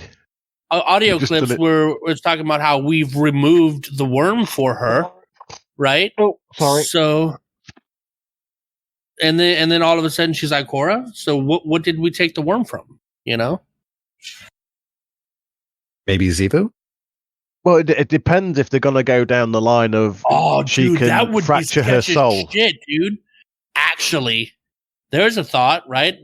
She actually tricked, or not tricked, but it's Zivu that is in the cocoon, and we take his worm, and now he's powerless or whatever. What? That'd be crazy. You heard it here first. Crazy. I'm lost. What? No. Yeah. I mean, Point it would the make gun. sense if One of you Ikora said is it. part of this I in did, some yeah. way. Point the She's gun got at the no man's main and shoot. purpose in game. Oh God, Gator. Hey, he might be onto something. You know what? I'm Team Gator right now. I'm the Bounties. one that said it. Give me my Oh bounties. well, I'm Team Hazel. I'm Team whoever the fuck said it, because all these lights are turned on, man. We So- all sound exactly the same. He's having a do. trip. So, what do you all think the implications of this raid being complete are going to be? Like the Dreaming City, we had the different change with it, but they have confirmed that we're going to get, is it a new aspect or fragment? Which they have confirmed for our Void subclass is going to be after the raid once it's completed. What do you think the implications are for the world or the story going forward? Is there anything you want to see? They kind of already tell us that the whole In point what of respect? this is Well, like we had with the Dreaming City, that was suddenly affected, wasn't it? When the world's first was completed. The same with the Deepstone Crypt. When that first raid was completed, we had the satellite come down, didn't we? Well, that could be a type of thing where we actually go into Savathun's throne world before she's actually fully activated the light, and then half of it goes light instead of all dark. Okay.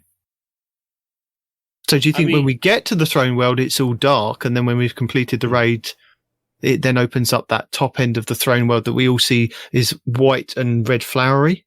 Do you think that could be a possibility? I think that's more to do with the campaign than the actual raid itself. Okay. But yeah, it's possible. It's possible it opens up maybe full access to the pyramid, like we did with the Leviathan raid. Once we'd done Leviathan, we had access to the underbelly. Any of our raiders got any ideas and theories that they might want to throw out there? That's Well, an I interesting thought about the underbelly.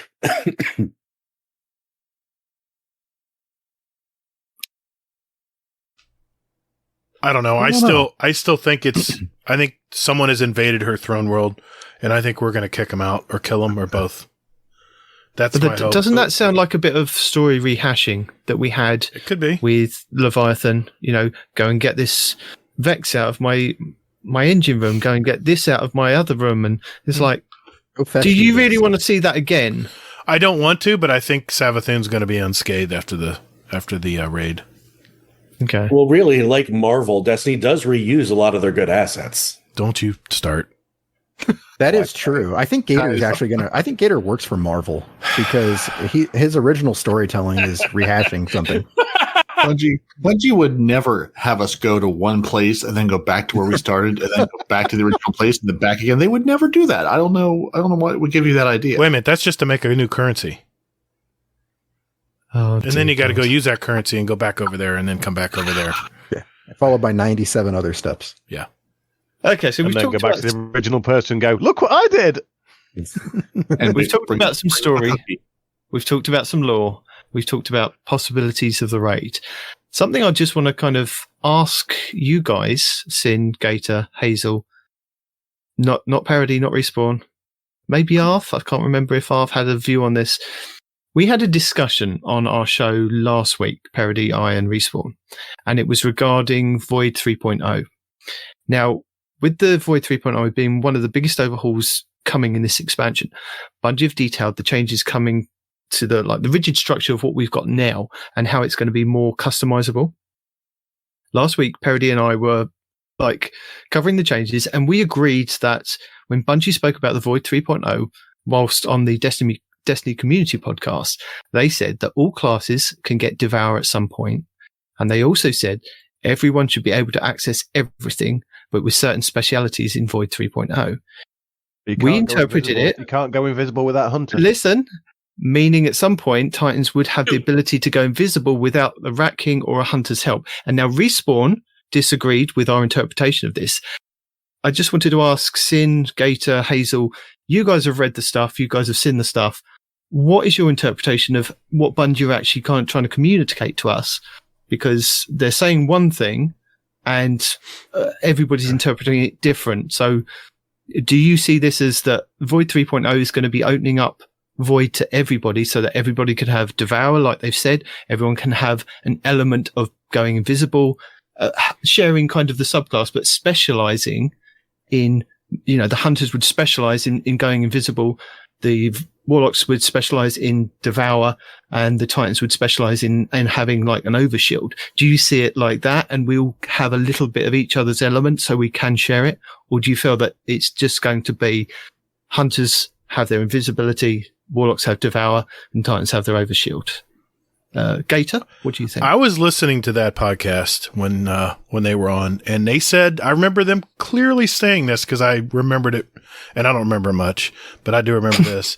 They did say that the other two classes will be able to use suppression, invisibility, Devour, but maybe not as easily as the initial classes they mentioned. So I believe all of us will be able to use suppressors.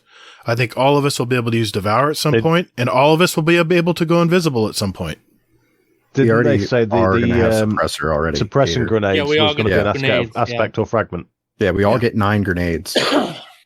Even better. Yeah. I know. I remember them saying though that these other classes will also be able to use Devour, but it'll be just a little more difficult to get to that point. So I have a feeling you're going to have some kind of aspect fragment ratio or something slotted in just or right. even exotic. Could be. Could go that route. That's where I get it. Hold on. If that's what you think, right? If that's what you think, then how is it that we're still going to have any semblance of a class system after that? All I know is right? I can't wait till Warlocks can go invisible and shoot you in the face like you did to us, Respawn. I don't know what you're talking about. You blinked. Yeah, I blinked. I don't go invisible. Yeah, you go invisible and you bump off radar. For I don't go invisible for 5 minutes.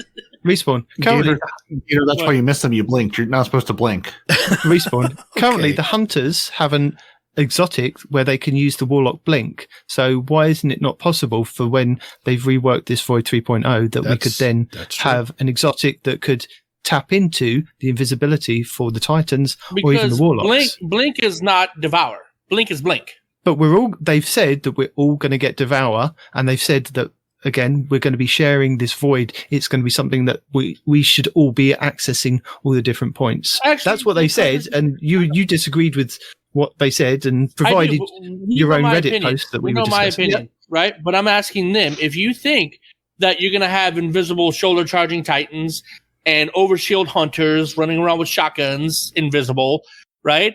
I mean, then where's the class distinction at that point? Maybe you have to give up your shoulder charge to become invisible. Maybe there are going to be pluses and negatives to it. Sign me up. The invisibility and the suppressor devour, all that is like on their universal grid that they used as being everybody could use, not a class specific one. So they really are blurring the lines between, the differences that we see now from the three classes, right? Hey man, it's the friend game. Come on. But Respawn doesn't want to share his invisibility. Oh, it's tough. It's not about sharing the invisibility. It's about class distinction. If you take away what makes that class, then that class isn't that class anymore. Hey, we're just playing Destiny the game. I totally agree, because Battlefield did this very thing. They took away the class specific roles and made all these characters that do all kinds of different things. But you lost the initial footprint of Battlefield. And yeah, I could see them doing this, but I don't know. I kind of like it. I kind of like that I'm not, that hunters aren't the only ones that can use invisibility. Let everyone share in the wealth, and you guys can blink. Well, Titans can't you blink seem to share the same response as Respawn. Well, okay, I do and I don't at the same time. I think they're going to go down this rabbit hole? Yes, I think that they are. I think that, we're all going to get like an invisibility thing. We're all going to get Devour, things like that. I think that it's not going to be as robust as like the OG class that had it. So it's intrinsic if you think about it on hunters, like invisibility. Devour is intrinsic on warlocks. The only ones that really get boned are Titans. You get overshields. But my point is if a warlock wants to go invisible, he might have to sacrifice a lot of different mods or aspects or fragments, but he can also attain it. Yeah, okay, so he can attain it, but he'll have to give up on other powers that maybe another fragment. Right. Yes, right. He's gonna have if he wants it. I mean, you're gonna have to craft into it. Basically, what it is. Whereas it's going to be much easier, as like Respawn said, invisibility is going to come a lot easier to a hunter than it will a warlock.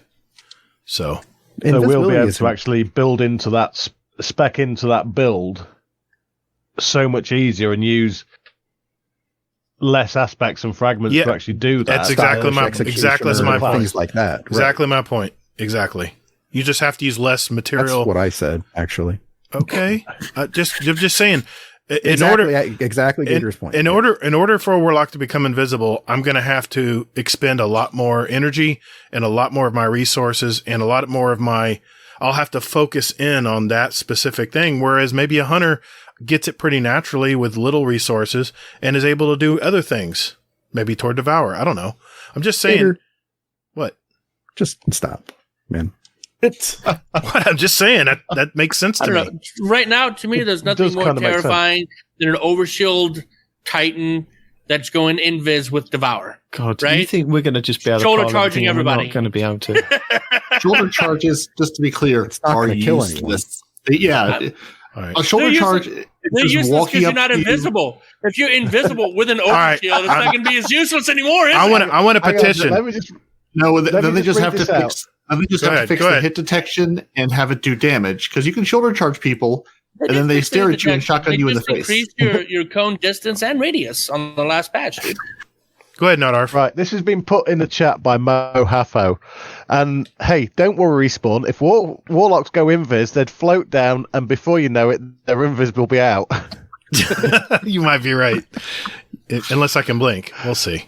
I just want a petition that warlocks should be able to shoulder charge. No. I think all the classes you can do. Yeah, you can have it. There goes all the Titans. All the shoulder charges you'd like.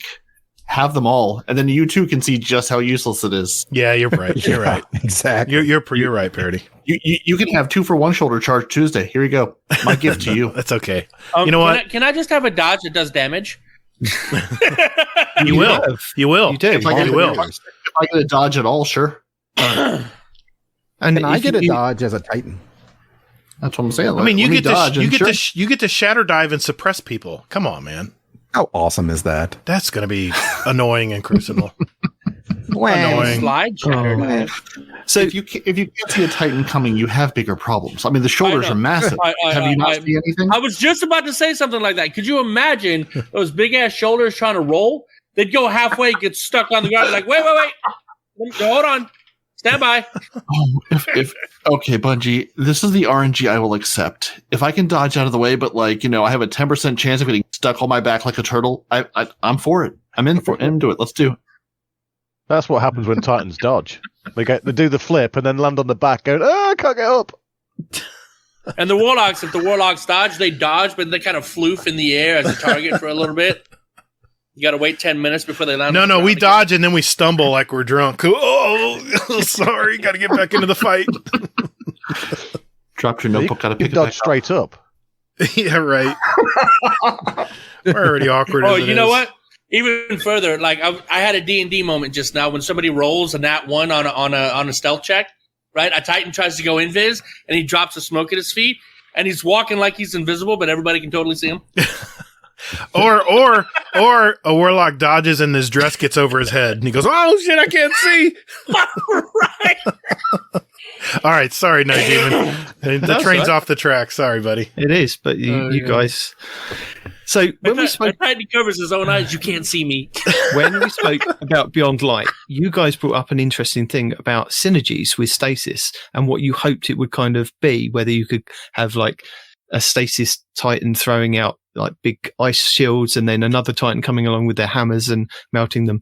So I just wanted to kind of ask you, do you think that Void 3.0 is going to lean more into that with the synergies that they're trying to get with that you can all be wielding Void 3.0, but all do different things which kind of synergize?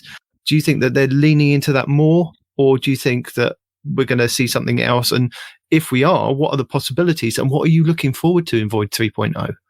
Should we go with Sin?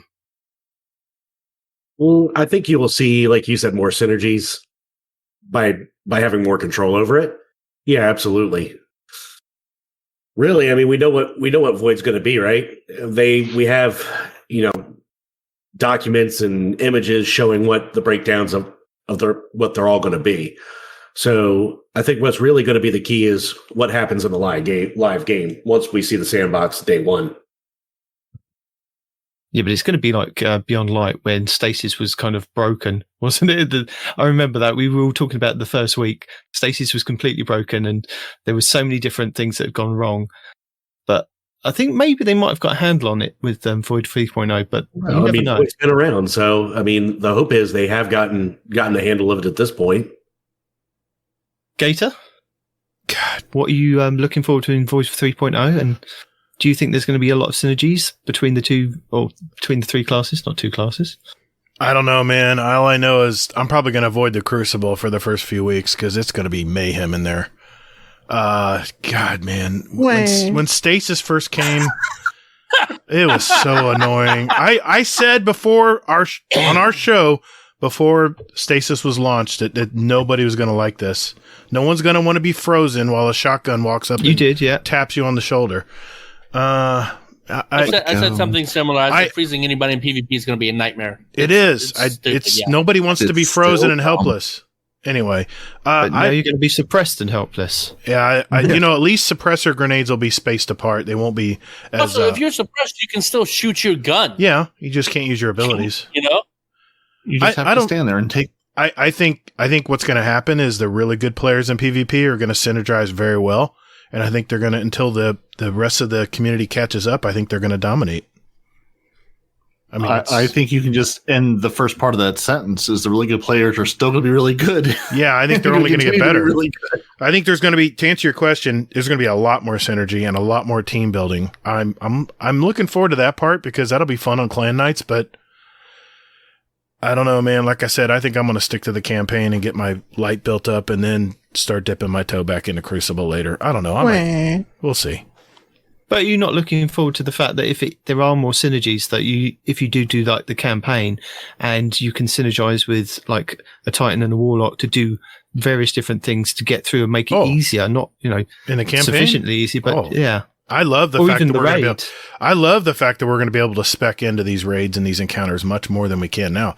I mean, the stupid diamond trees are just stupid. They just don't make any sense. Let us pick and let us synergize and work together as a team to build like maybe, these games are supposed to be built, and let us spec into these encounters. These you are don't from need a different synergize game, anymore though. when you got a warlock whose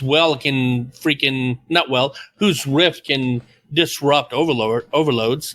You just think, okay, well, we got the warlock and he's a one-man army. He can disrupt everything. What do you do? What's the spec after that? You give them, self-res. Yeah. Bring it back. I've saved so many raids from ruin with self. Dude, no, I'm on board with the self-res. Keep it out of PvP, but PvE, absolutely bring the self-res. Absolutely. No, it's never coming back. So I know it's not, but that was such a fun mechanic. Self-res and trials was a disaster. People would sit there and look away like, oh, we don't see you. And all of a sudden, 3 guns are right at your head as soon as you self-res. It's useless in PvP. Don't worry about that. Well, what happens if it was an exotic for the Warlocks that you had to use maybe half your super? You had to have gained half your super. That way, even in PvP trials, because the games are a lot shorter, you can't necessarily get your super as quick as some of the other classes, depending on how it's built. And if they had it as an exotic piece that the Warlocks had to then use, that could be a possibility. Anything they do, especially if they're reworking the subclasses. We've got Arc and Solar coming up, haven't we? Anything they can do to create more different situations in Crucible and not make it so two-dimensional, I'm all for. Hand cannon-y. Get away! Oh my god! Get rid of hand cannons. I'm so tired of hand cannons. So tired of hand cannons. They literally have a. They're so easy to use. They're so easy to use. You have the aim assist is incredible. The actual cone angle is so large. It's like a softball over someone's head when you're shooting it. So Hazel, what are you looking forward to in Void 3.0? All right, I'm looking forward to the first week of PvP. Actually, more than anything. Yeah. Yeah. It's always a fun week, isn't it? Everyone moaning about how broken Void is. Well, we haven't even played it yet. I'm going to be out there using it. Yeah. Unlike some other people that are going to be salty and be like, it sucks, I'm not going to play. Says Mr. Shatterdive. He did say that in the Beyond Light tripod that we did. He said he's not going into Crucible then. I think he's just a bit too scared. Just give it a try, Gator. No, I'm gonna be wise before I jump in and get slaughtered and start getting salty. I'm gonna learn, watch some videos, see what's working for people, what isn't, and then spec into it and go in. Simple. Mm-hmm. But I'm gonna stop playing Void. Just embrace the Void. Let the Void live. I'm a Void lock. I love Void. Then? I'm not worried about all that. You need. I'm just worried about everyone else getting my Devour. That's all. Not if you devour them first. True. Nom nom nom nom nom. Yo, keep your Devour. I'll keep my Invis. We're fine. Says the guy who crutches on Shatterdive until they nerfed it. Who? Looking at Hazel. Oh, I was going to say now you know what he's going to do in the Crucible. He's going to spam the Shatterdive where he suppress people. Why with not? Your little suppression grenade. He's going to spam the hell out of that in Crucible. If you let me get close enough to you, then that's your fault. Precisely. That's true.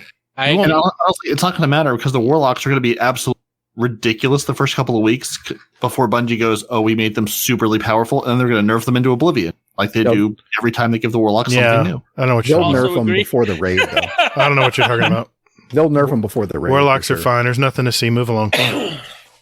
So says the guy that's like, I want all my stuff given to me. Come on. Yeah, it says the guy that's going to have a healing rift an empowering rift that also heals and spawns a buddy. So, Respawn, what are you looking forward to in your Void 3.0 locker? Homicide. Honestly, look, Homicide. The only thing I'm really, really looking forward to until I see the whole build is having access to more than just the same 3 grenades hunters have had for decades. Oh my God. so happy to have a magnetic grenade or a freaking suppression grenade or whatever. Just any different grenade is better than what I've had these whole years, dude. Is that the same for you, Arf? Or you going to expand on that? Is there something that you're looking forward to?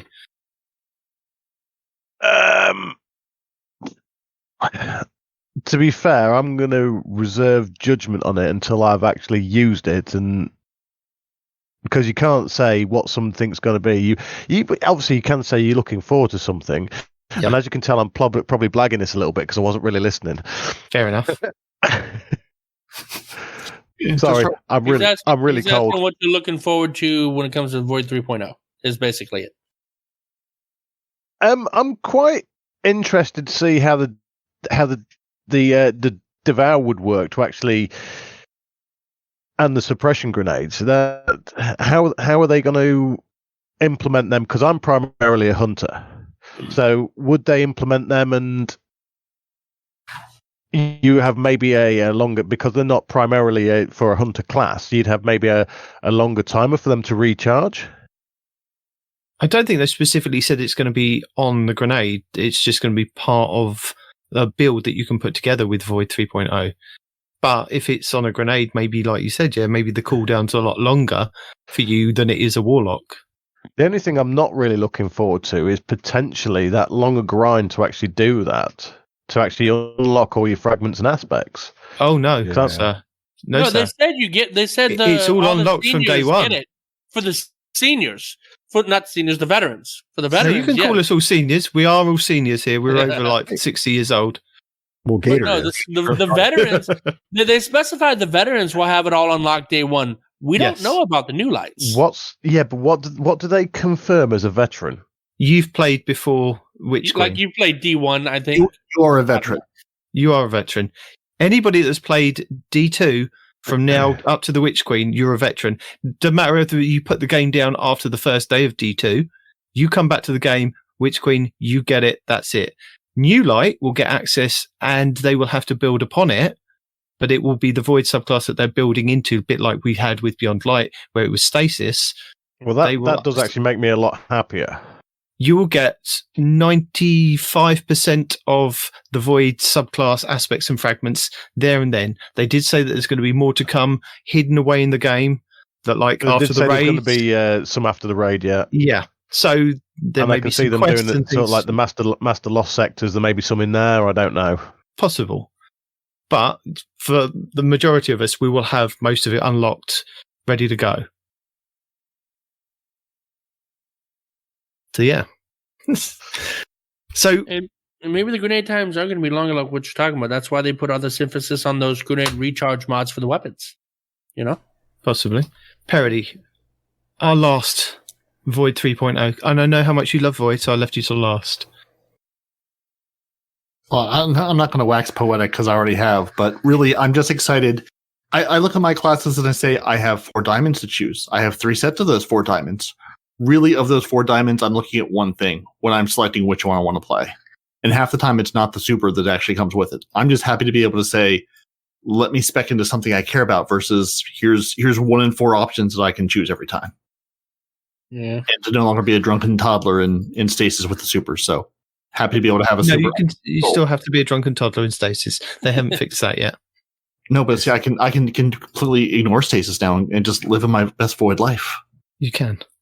And it's beautiful. And then with Telesto, it'll synergize, and then the entire game will just turn into ones and zeros, Matrix style, and I'll win. It'll be great. We'll make sure we give it an 8 since it's Matrix. Now, I actually have a question for everybody here, like a legit. Ooh, go on then. So, would you only on Sundays? From what you've seen with the aspect system, right? Because we've had it for a year now, right? For the Frost class. The Frost. With that being in mind, stasis, right? Is it called stasis? Is that the word? Could be it. With that the in mind, ice show. And we know that same structure is coming for Void.0, right? I still prefer the D1 bubble system. You just click the bubbles you want for all of your subclass stuff. Well, it's pretty much the same kind of thing. I mean, but It's not just like in your face. You got to like have drop down windows and all this other nonsense and whatnot like that. But you get the cleaner UI like you did in D1, where it's just a bubble that you have to click, but you don't get like the +10 discipline here, the -10, into like there. You just get the bubble system, right? Would you prefer the old school bubble system, or are you looking forward to the new aspect fragment system where you could also manipulate your stats? Stats are a lie. They mean nothing. I'm looking forward to the new stuff because they can always expand on it. Whereas the bubbles you'd be locked into, that's all it would be with Destiny 1. With this new stuff, they could improve on the fragments and the aspects that they have done, like they did with Stasis. So they could add maybe an extra fragment slot or a mod slot that you could then add different things to it. So they can always improve on it by going with this new route. NF8 FOO has just said what I was going to say. You could always add more bubbles to do the same thing or change the bubbles. So that isn't really. But that is a complete system rework again. Why? It's the same thing, you can change one aspect fragment. I mean, the only difference is the UI and the fact that you can't manipulate stats, right? I prefer the cleaner UI where I can see all of my shit right there in front of me. I don't need drop downs. I don't need that crap, right? And I would forego the change in stats to have that cleaner UI personally. Right? Well, I'm not debating. I'm not arguing with you about the cleaner UI. The UI could be a lot cleaner, but what I'm saying is I prefer the way that we've gone now, with that you can add aspects and fragments, and then they can tune those depending on what what Bungie wants, and then they could add more to them. Whereas the nodes, you'd only be able to put so many, like they did in Destiny 1. Because the UI is only so big? Is that what you're getting at? I guess so. Or that's what they'd be locked into before you then have to turn another page and do something else, and it'd get even more complicated. But it's kind of the same thing, though, as what we have now, because... I mean, that's what I said, but I prefer the way they've gone now. Yeah. You think Destiny 1, they didn't add anything to it. It was just the bubbles, and that was it. They didn't ever add anything to it. With this, they can. That's true. You can always add more aspects or fragments. Yep. I mean, like N8 said, you could also add more bubbles to a point, more nodes. I'm sorry, more nodes to a point. I mean, you got a third of the screen there left open. Remember too, those nodes and those bubbles were connected. There was a tree. There's some things you had to use if you connected it with the tree. So I'm saying. Exactly. Yeah. There was you had to select it from. You still had limited selectability, whereas for aspects and fragments, it's all open. I like this new UI. Okay. Yeah. I mean, it's the same thing. Just one has a drop down that was hidden, and one was just you choose your top line, and then here's the two or three options below it. You choose one of those. Right. Yep. So thank you very much. Arthur's left to go to bed in the warm, and we're continuing. Still awake with us. Yes, because I'm indoors. I'm not at the bottom of the garden in a shed after a hurricane. Are you in the attic? Yeah, you're in the attic, right? I'm in my games room, man. I have a games room. So the attic. In the attic. It's not the attic. It's a room. Do you have to access a special ladder to access your, quote, game room? Yes, that's only so the children can't get up here. Yeah, nice. I wish I had that room. It's not an attic. It's not an attic. 100% an attic. It's not. Is it at the top of your house? Like the roof is just above you? Just because it has a rope ladder, it's fine. He pulls just the ladder because it's up. at the top of the house and you have to have a special ladder to access. It's not at the top of the house. The attic is in the main part of the house. Right. So it's a sub-attic? Attic? No. I mean, is it above every other room? It's a bonus room. It's a bonus room. Same level as your attic. No, it's not. It's the same level as my son's room, which is on the opposite wall. It's a bonus room. Okay. It is. Done. Does he have a special ladder as well? You need a ladder to get No, he doesn't have a special ladder. I wish I had a ladder. That's all I can say. I keep everybody out of here. The Destiny addicts. Dude, we all wish we had a ladder. This has been ladder talk. Dude, if I had a ladder, if you needed a ladder to access my office, I would leave the trapdoor open, retract the ladder, and just look down at them going, ha! You can't get up here. Cry all you want, complain all you want. You can't get up here. Nate's got the right idea. It's the Destiny Addicts podcast. Oh, yeah. Perfect. Reverse basement, upstairs So basement. So continuing on with our questions, apparently our seasonal artifact is going to be called the Synaptic Spear. Ooh. Now, there have been some kind of pictures and possible leaks that we may be able to wield this thing. What do you guys think? Do you think I don't this is think going to be that's a thing. something that we're going to be able to wield, a bit like a Scorched Cannon, or do you think this is going to be, this is all just fake? This is like No, it's fake not news. fake. No, you have the spear artifact, and then you have the spear that you wield. Two separate things. Oh, you think it's two separate things, do you? You're not going to wield your artifact in battle. Wouldn't What it? happens if you break it? Not with that Mm, kind of attitude. It's Yeah. sturdy. What happens if it runs out of ammo? We don't use ammo anymore. It's unlimited. Yeah, we do. Uh-huh. We absolutely do have ammo for the spears, homeboy. The melee is unlimited. No, you're I thinking of a glaive. I have not Glaive's the reloaded a next. weapon since 2013. I don't know what you're talking about. Because you have a chest piece. I just hold down the trigger and keep firing. You close your eyes when you do that? You are talking about the new glaives, which are swords, guns, and shields all in one. So We're not from wielding the spear. It's not from gonna the trailer, it looks like each glaive will start off with one element per class, like Void for Titans, Arc for Hunters, and Solar for Warlocks. But then I think in one of the Vidocs where they went over it, I did see what I thought was a Warlock shooting Void out of it, but I could be wrong. I mean, do you guys think that these weapons are going to be per class? They're going to have the different elements tied to them I and hope then not. That's expand over the year with different elements or what they can do with the abilities and the possibilities? I think that would be asinine, and you're gating people out from the get go. I don't think that would be a smart move on Bungie's behalf. But they've said that it's something that's going to be crafted. So I think it'll be available to everybody, all the different elements. Exactly. Yeah. I even think stasis. but do you think that over time, is it something that we're going to be able to craft over time? Maybe. Because Well, they did, well, think about it, Night Demon. I am thinking. Later in the year, they're going to bring back the revamped Solar and Arc. Maybe they'll bring it back then. They could, yeah. I'm not saying that they can't, but I'm Yeah. saying at the moment they've made a big point of saying that the Titans get like the void bubble, Right. the Hunters get the arc, That's true. shooting the things along the ground, and then Oh, wow, the thanks. Warlocks Those are get the- I the think solar those- kind of Those are the exotics, right? rift thing that you can kind Yeah, of the exotic heal you. glaives, yeah. I wonder if the legendaries drop in different elements like the weapons do. Some of the weapons, anyway. I don't know. I'm not sure. But they did say that the Don't we craft the legendary one? We're going to craft everything. Glaive? I don't know. the exotics, they said that were going to be craftable, weren't they? Some would be of able, they said that your possibility to craft the exotic glaives and a couple of the new exotics, and they did they mentioned the new submachine gun with barrels and stocks that you could craft it with doing different things. But yeah, it's just kind of just getting your take on these glaives and Carpool is talking to you. He says that those are the class-specific glaives. So we have Yes. class-specific glaives. Okay. Mhm. Not the general glaive, not the exotic glaive, but there's a class. yeah, no, those class specific ones. Do you think they're going to be able to add over the year? That's what I was. Yeah, I don't think they're going to exclude people from having an arc glaive.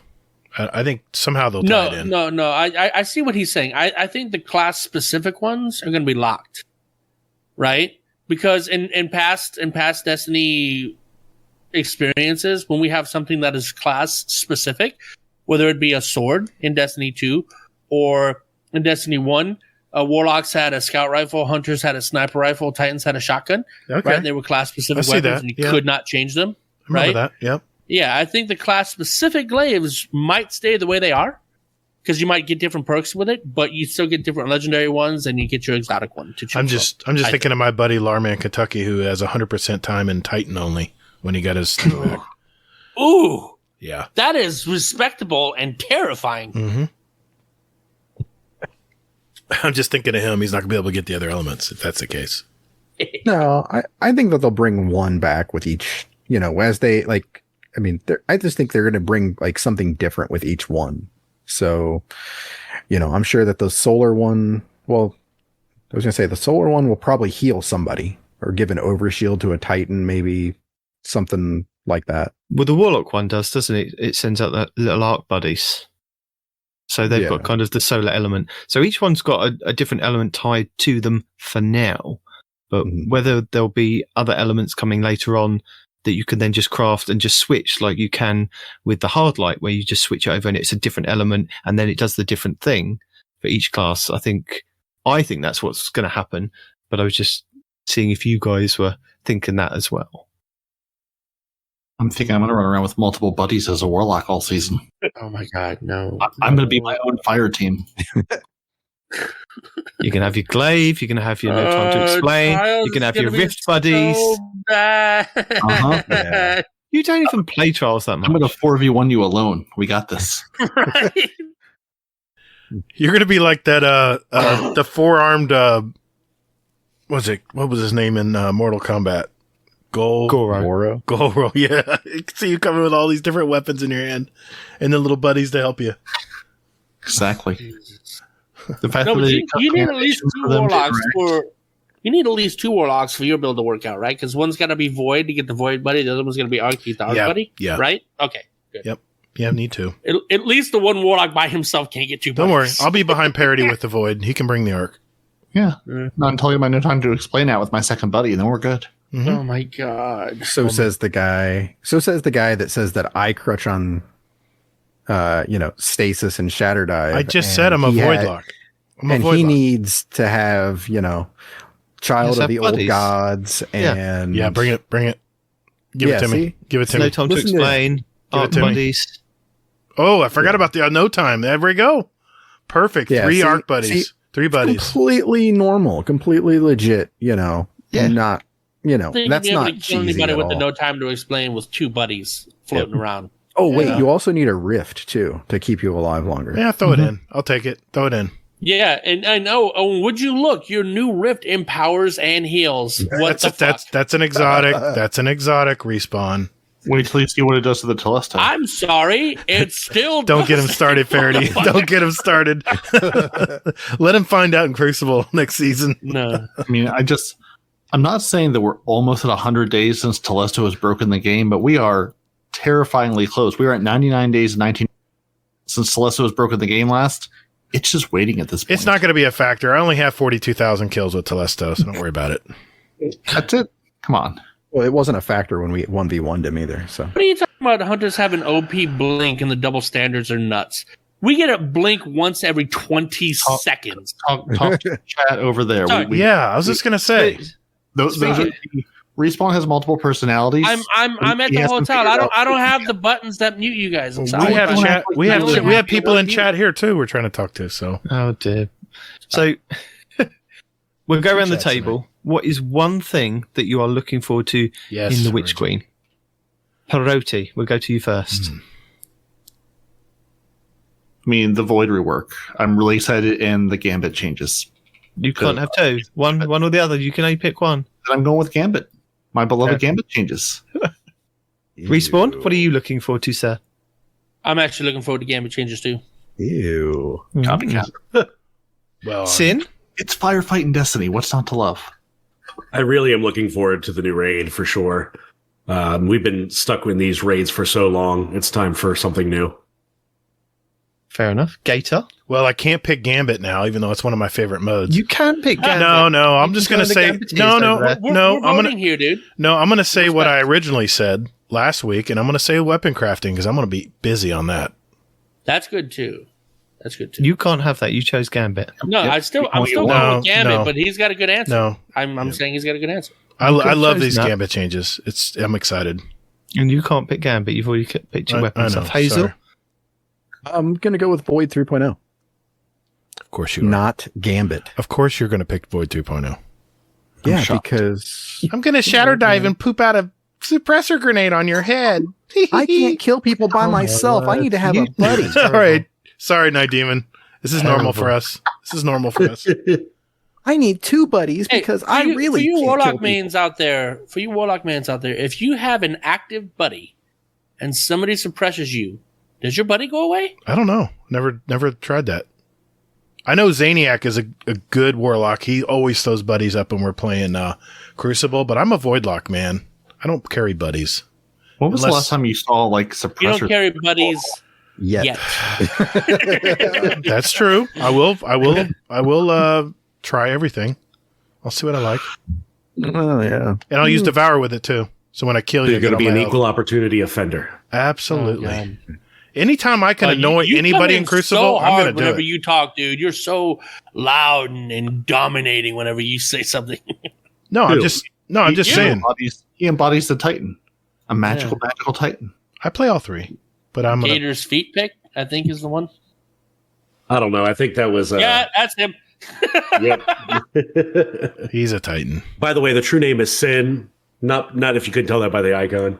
Yeah, I can, but Gator's feet pick is funnier. Get it right. That's Don't Gator's forget, it's feet pick provider. Onlysins.com. No, I did get it right. Gator's feet pick. He is the picture of your feet. That's where it ends. I need everybody to tag Gator that's in the chat right now. No, you don't Tag need it to and do put that. feet pics in there. No, please, Let's God do it. forbid. Let's No, bombard him with feet pics. I'll delete him just as fast as you put him in. That That's sounds like amateur a challenge. bullshit. You That's a can't. challenge. Yeah.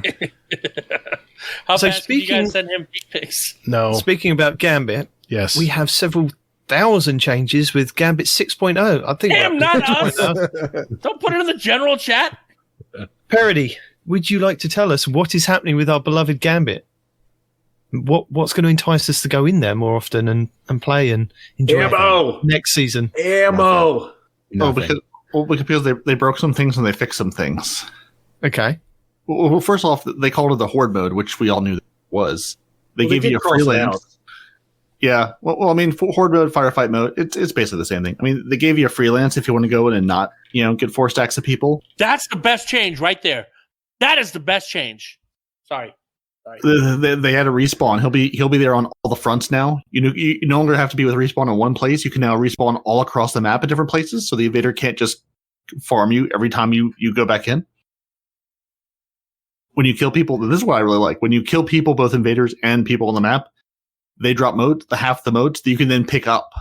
So if your teammate's carrying 15 motes and gets killed, you can pick up some of those motes and keep going while you res them.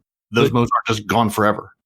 Well, you say that, but do they drop through the floor, half those motes? Have we Well, established this? They didn't say that, but we all know in our hearts they do. They go into a big bucket under the map where Bungie actually uses to pay for the next version of Gambit after this one. Yeah. For every mote that goes under the ground, it actually goes to the enemy's bank. No? It goes to the loved ones with them. Yeah. It does. They're actually adding like rules to the Gambit, so when people like start playing with New Light, they have some clue what they're walking into, which seems nice. Mm. The increased resistance, I think, is interesting. They're like, it's not match game levels, but it's gonna again just sort of have you spec into something, not just I'm going to go in and shoot things, but I'm going to go in and shoot things with a particular weapon set. Now, what do you guys really think? The 10 mote blocker, the medium blocker, gets his health boosted a bit. Fine, he's a phalanx, he does his thing. They gave the 15 mote large blocker a stasis attack. Yeah, that's going to be slightly annoying. But I do like the fact that they're not going to, if you're there trying to defeat the blockers, it's going to prevent the drain from what I remember reading, which is nice. Mm-hmm. You don't have to worry about, you can take your time with them instead of having to melt them. Exactly. I love that. And I love that even if the other team reaches their primeval and you've sent them a bunch of blockers, they continue to drain motes from the bank. So you're not just out of luck at that point. It still gives you a reason to keep sending those blockers and to benefit from it. And see, that's another good point right there is you keep sending blockers. So as their primeval is out, you can drop these 15 mote blockers, which are now sending out stasis to F up their day while they're trying to No, you're doing it wrong. You want to send the 5 mote blockers because they're the ones that give the overshields to everything. So you want to keep sending them as many as you can, 5 at a time, 5 at a time. They keep overshielding the enemy's primeval. Really annoys them. I mean, yeah, but we don't see how devastating these new stasis attacks are. That might be a game changer. I don't think they will be. It's going to be irritating at best. I don't think it'll be much of an impact. They're just going to start slinging out Hunter Well, it's tornadoes. better than the solar fire that they just burn you in at the moment. Yeah. All I know is I'm glad the all-seeing eye is not coming back. They got rid of that What do you stupid mean? boss. Shriekers. No, Oh. the final boss that is like Meatball? the meatball. Meatball? Yeah, Big server. They got rid of the meatball? yeah, because of the one of the mechanics they're putting in. Yeah, because of the matching mechanics. And Man, stuff. those Since void he's gone. balls will track you down, and 2 hits, you're dead. I don't care what light level you are. I got hit by one at the grocery store last week. Good one. Yeah, no, they're vicious. But and honestly, I like that they're making the primeval fight mobile. Again, like, you know, after you finish one of the fronts, it's dropping ammo, special and heavy ammo for player. So one is you're not fighting each other for the ammo. It's there for everybody. Yep. You just when you clear a front at all. But they're also during the primeval fight, they're putting the envoys at one of the three fronts that you have to go kill because when the envoys show up, your primeval's invulnerable. Right. So you have to go deal with them, and they're going to have rotating shields, not just one shield that it, you know. Yeah, but back up. Everybody gets heavy ammo. Back up. Yeah. That to me seems heavy like and special. A hell of a detriment. Well, they say smaller. They say small amounts. So like basically less than you get from a normal. Yeah. So like maybe you'll get one rocket as opposed to two or three. One Gallahorn rocket is still one Gallahorn rocket. Yeah, I'm guessing one rocket and two, maybe three pieces of fusion rifle ammo or something. Yeah, like that. but it makes heavy viable, where it's not like one person getting the heavy every single. Going. I wish I had a rocket. You mean the person who grabs the heavy? The guy that gets the heavy is understood. He's going to invade. No, not the ones I play with. The ones I play with grab the heavy and go shoot little ads with it. Yep. Recently, it's a cluster. They're just grabbing the heavy and going. Yes. Yeah. And heavy economy. Somebody hasn't watched the 10 rules of Gambit. Somebody needs to go back and watch the 10 rules of Gambit. You new lights. Well, probably because they don't know how to play the game. These people aren't watching videos. They just jump in and get their stuff done. Oh wow! Who said that? Oh God, here we go again. But gotcha. This Gambit rework sounds very similar to how we had with Gambit Prime, where the envoys protected the primeval for a short period of time. You had to then melt them. They move around the map, or you move around the map to kill those envoys. So it sounds like they've kind of gone back to that in this classic Gambit. Mm-hmm. Is that right? Yes. Well, chase them down again. Yeah, that's what it sounds like. But you know, it's like it basically said that it makes them less beefy, but you can't just stand in one place and melt everything.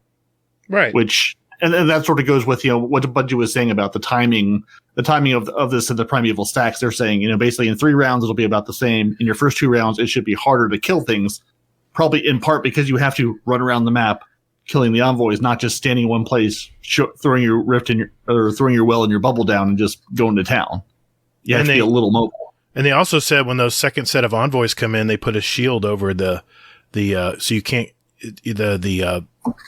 the last boss is immune. So you have to go get those envoys. Those envoys, thank you, and knock them out. So I like that. It doesn't make it where people can just melt them. I mean, my God, to see that yellow bar go from full to empty and within 10 seconds is so annoying, man. But they said that last time, didn't they? Mechanic, dude. There's always going to be a melt They did say that last time when they refined Gambit down from Gambit and Gambit Prime. Mm-hmm. They said you won't be able to melt the boss, but we found a way. Yeah, Life finds a way. Right. Destiny players always find a way. They do. Yeah, just like we won the season. Yeah, I'm just happy they've reduced the invasion triggers. It's 40 and 80 modes now, and not so it's basically taking one invasion trigger away, and it's a use or lose. You can't just like bank up on your invasions. And when you do invade, you can't see how many modes a player has. And when you ADS, you lose their nameplate entirely. That's bad. No, that's bad. No. You should know how many modes players got. Well, not anymore. But the big thing is your invader kills now heal 27% of the primeval versus between 5 and 35% that it was doing before due to a bug. Right. Yeah, like me team wiping somebody and getting no damage back for the boss. Right. I've seen it happen too. Thank you. I've always thought there was something wrong with that. And Budgie was like, yeah, before it was doing between 5 and 35% of your primeval health back. Yeah. That's a big number. Yeah. You get an army of 1, you go back and say, oh, they're going to be back to regular full bars now. I go back and it's like a little bit more than what I left it. Jeez. I'd love to have a dice like that in D&D, dude. Yeah. Between 5 and 35. Hell yeah. Yeah. Yeah. And I'm sorry if you've been waiting to get your bygones, your trust, or your bad omens. Those have been removed now. Those are gone. Yeah. What, Risha? Rip bygones. But we are getting engram focusing. You're going to be able to focus for gambit weapons or armor with 10,000. And you'll be able to get crowd pleaser, bottom dollar, trinary systems, borrowed time, or a servant leader. But they do say that, and there is going to be a batch of brand new gambit weapons for this season The new weapons will be drop only at the end of the match. They're basically saying next season you'll be able to focus into those. So you've got your weapon pool for this season. It's the trials model. Here's the weapons you can focus. The new ones you have to go out and play for. Next season, the new ones will be in this batch, and then they'll give you a new set to go out and play Gambit for.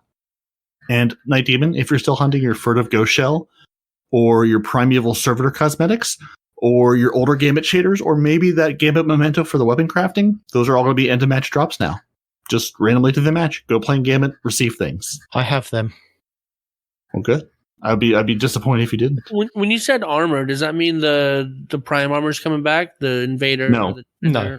Fuck. Nope. Just whatever the new seasonal Gambit armor is going to be. Or maybe the old seasonal Gambit armor. They just say, quote, Gambit armor. That's it. They don't go into details.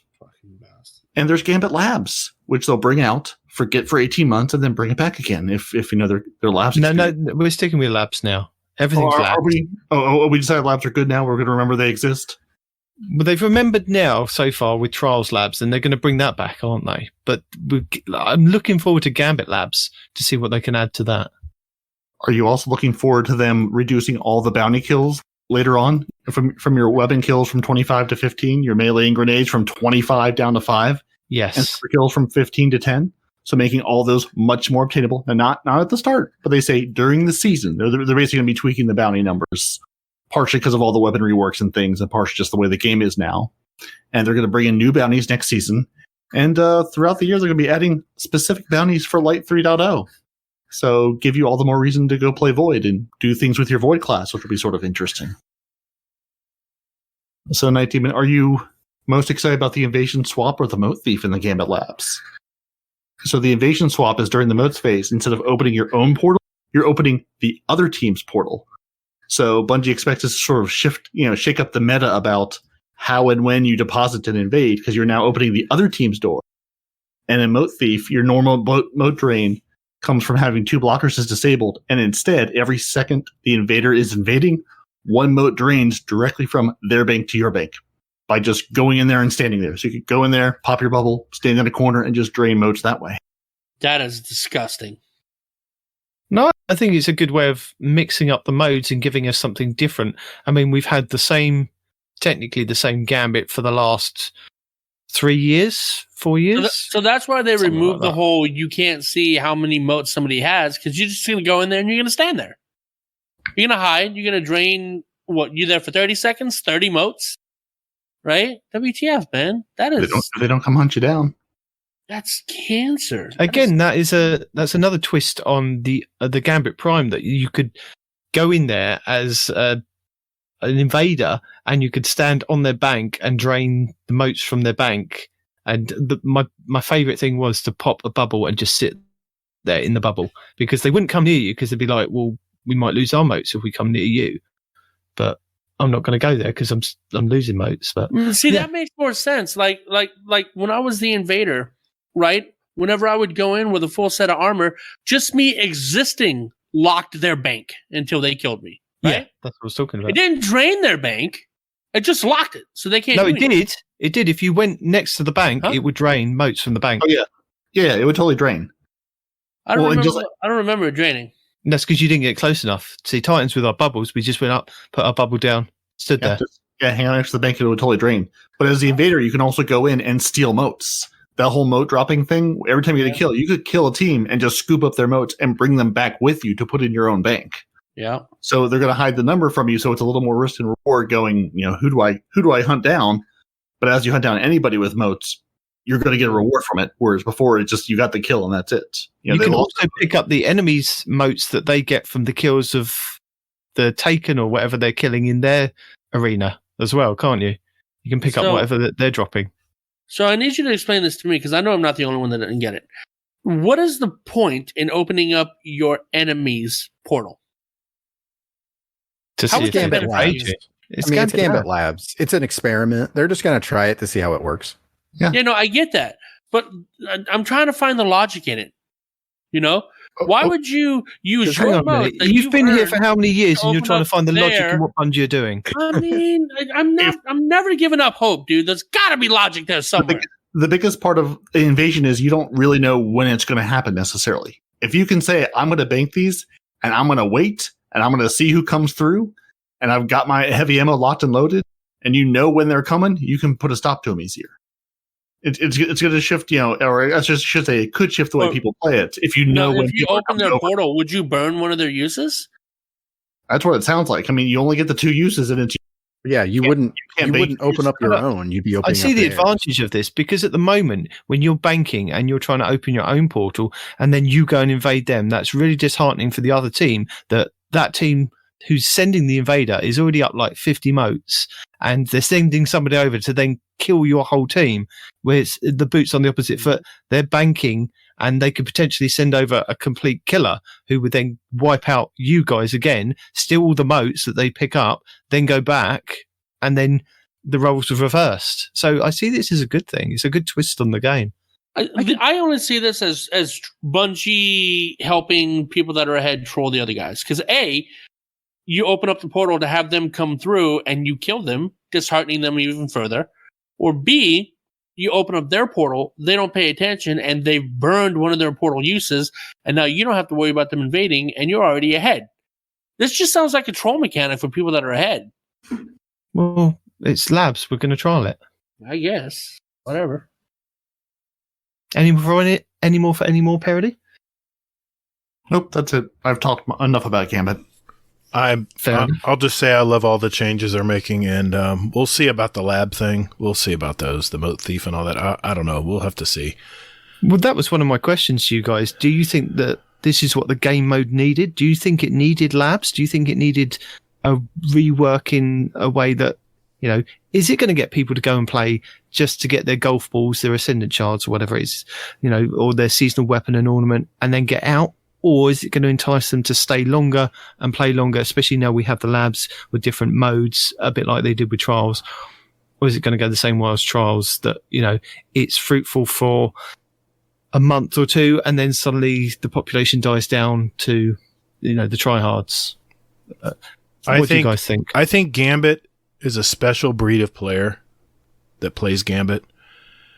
And I don't know if, I think it's going to improve the game for people who are already enjoying it. I don't know if this is going to bring more people in it, other than to play their 3 matches to get their pinnacle and leave, or do their bounties and not care about. Having a singles version will bring in more people. I hope so. I hope so. Yeah. I mean, I hope that'll help, but it's like Trials. There's only certain people who play Trials, and they made a freelance mode on that too. At least in the labs they did.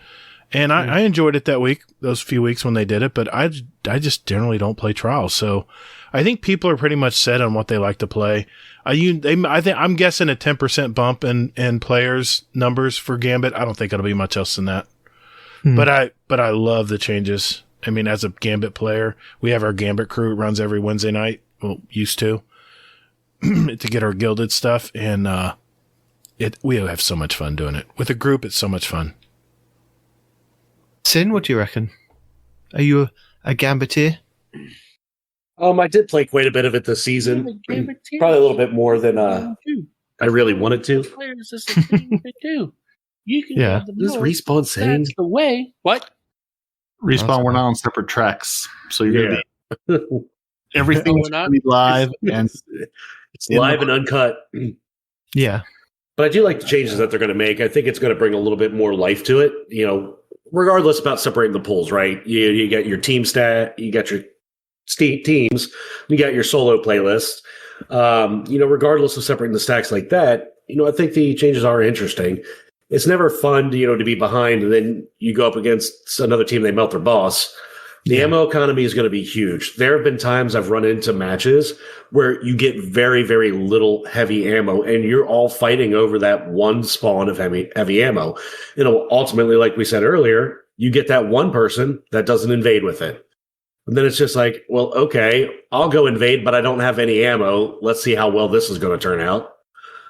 But yeah, I think overall the changes they're going to make, it's going to bring a little new life to it. And I'll be playing it. I'll be playing it some. Do you think that the freelance playlist is going to be the more populated one than the regular Gambit, do you think, guys? Do you think there are more solo players that play Gambit that would then maybe be enticed to stay longer, seeing as they're enjoying it. It's not being stomped every 5 seconds. Yeah, that's what I'm saying. The introduction of that, I think, is going to change the game. Because when Trials did it, would they say so many more people went flawless than like ever before, just because of the singles mode? You know, I think the same thing is true in Gambit. Nobody goes in, especially single players, when you know most likely you're going to go up against a stack. Nobody likes that. But if you can go into Gambit knowing for a fact you're not going up against a stack, you're going to play it more often. I think. Is that the experience you all have had? Is like going in and going up against stacks? I mean, you do sort of like in Crucible. Like sometimes you'll find that 5 stack or 6 stack. But I mean, I've played a lot of Gambit, and I feel like I mean, you see them sometimes, especially if there's something out where people are farming, especially if it's like the hot new Crucible weapon. But I don't feel like I've seen. I mean, just the all the time you can be playing one evening and just like every team you find is a 4 stack of people. I was just going to say something about that. Because I play a lot of solo Gambit, and I'll run into 4 stacks who just aren't good, and the guys I'm with know how to play that's Gambit. The Frozen clan. We don't talk about this. I'm just saying they're there to get their bounties done.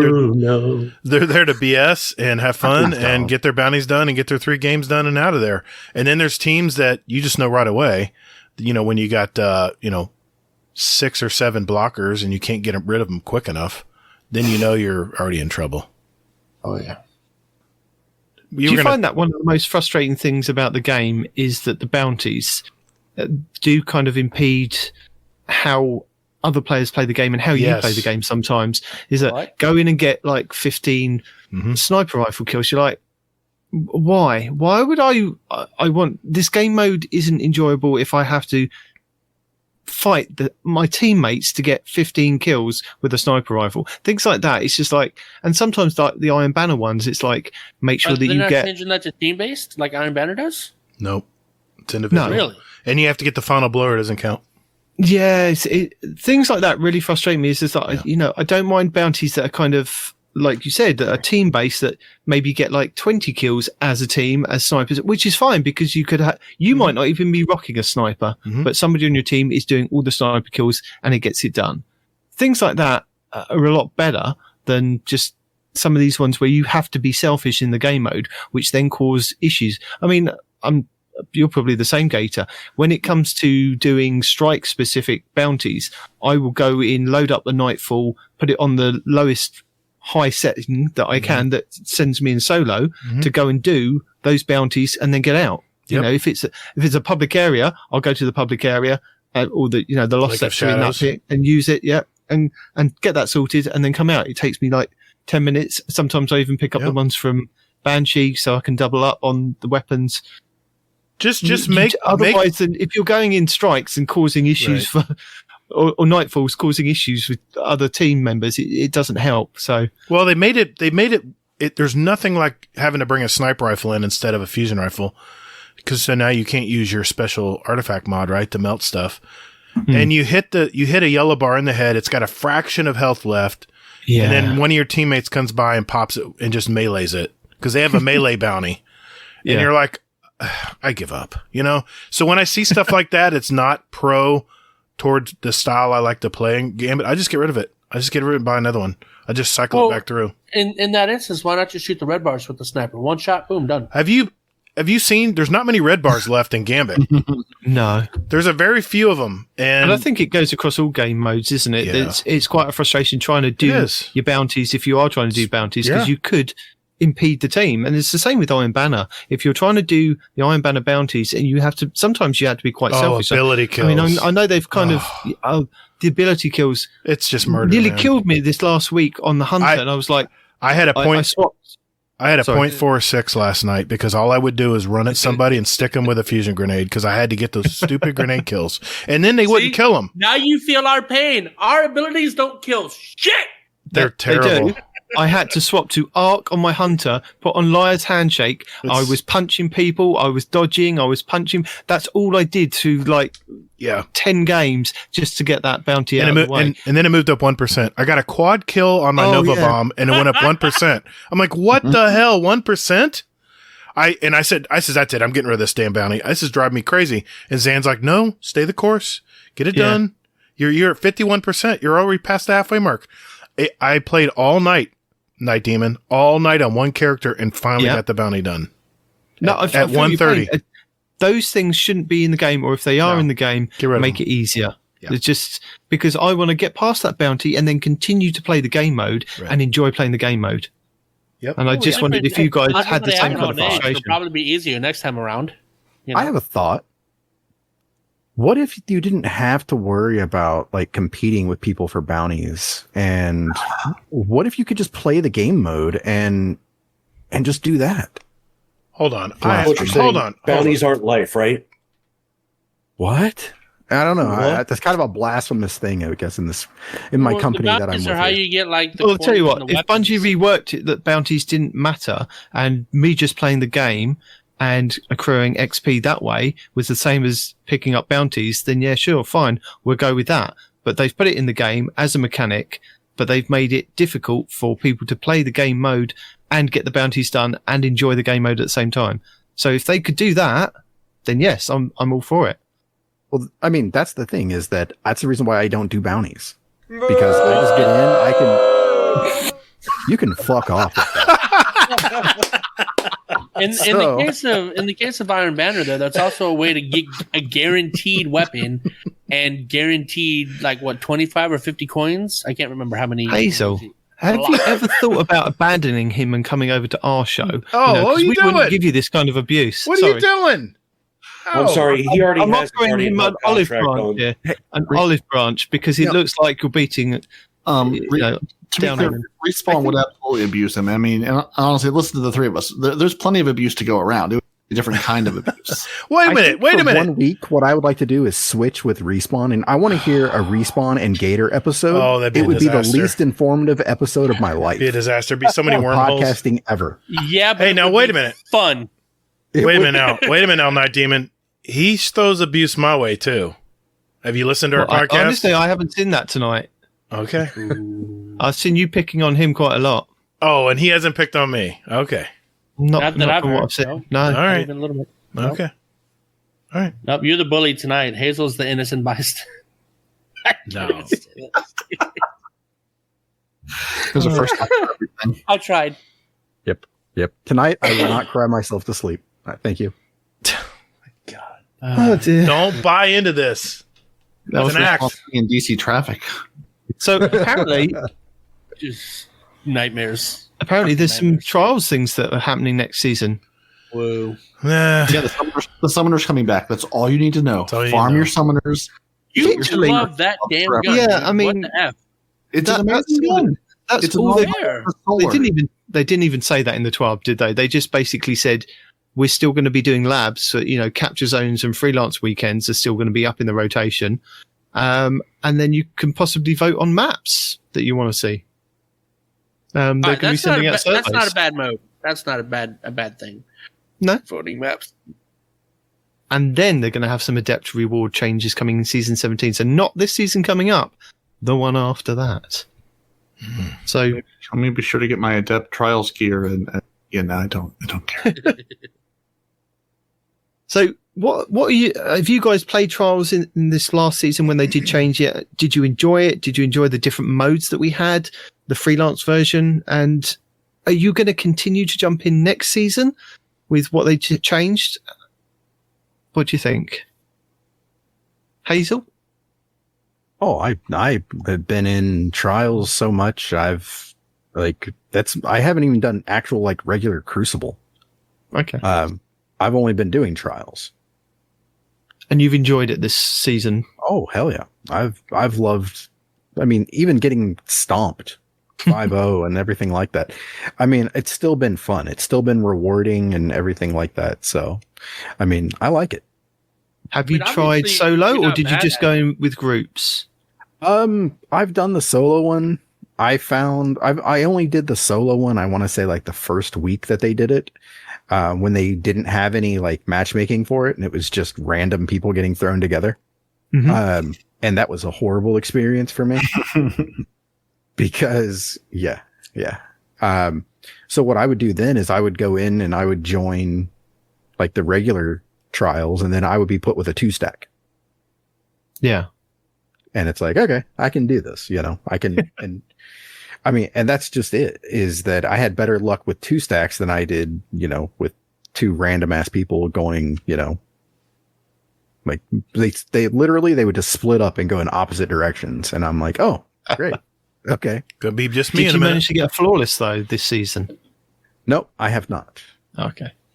So, Really? but no, I haven't. But see, that's the thing though, is that I'm okay But with you've that. enjoyed it to stay there and play. Yeah, exactly. Sin, what's your take on it? Have you enjoyed it? Are you going to continue jumping in? Yeah, I'm going to be continue jumping in time to time. I've enjoyed it. I've gotten a few flawlesses this season and have not previously. I think it's probably a better mode. It's less chaotic than 6s. I think I like that style a little bit better, honestly, and it just flows a little bit better. But I've tried it both ways. I've tried it both solo and with the team. I think I prefer the team approach better, because even if you're getting your asses kicked, I think it's still a better experience because you're playing with a group of people that you enjoy playing with. Yeah. Solo, you get your ass kicked, and then you're like stupid blueberries, and it may not even be their fault. It could even be my fault because I didn't flank right? So, I think I'll still be going in. Parody, what about you? I know you like playing a bit of Trials every now and then. I do, because I like the progression system and the reward of it. Even if it's, obviously I've never been flawless in Destiny 2. I got, I think, to 5, I'll say like 5.5 wins during one of the solo things this season, because I just got put with people who knew what they were doing and that worked as a team. But I enjoy going in and I'm often solo unless I'm playing with you, streaming on your phone late at night because of time zones.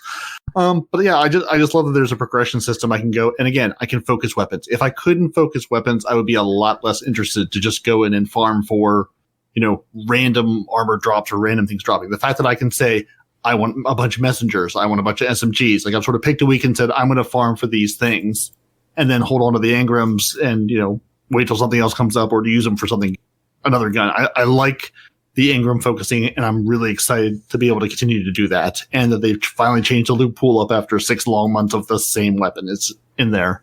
But it is an old weapon that they're bringing back that was in there before. But you're still excited about that.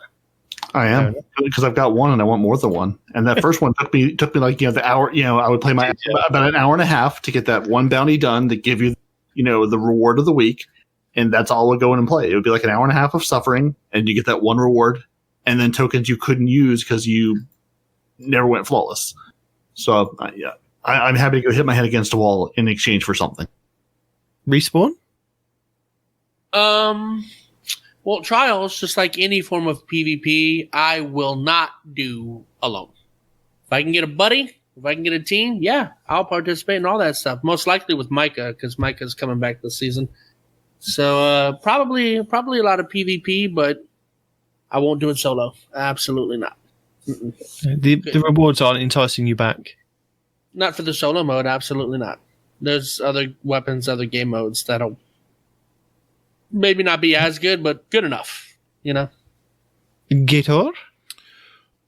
Yeah, I've done it both ways. I've played solo and I've played with teams. It's definitely more fun getting a flawless with a team, and especially friends that, not sweaty. We're just making our way through.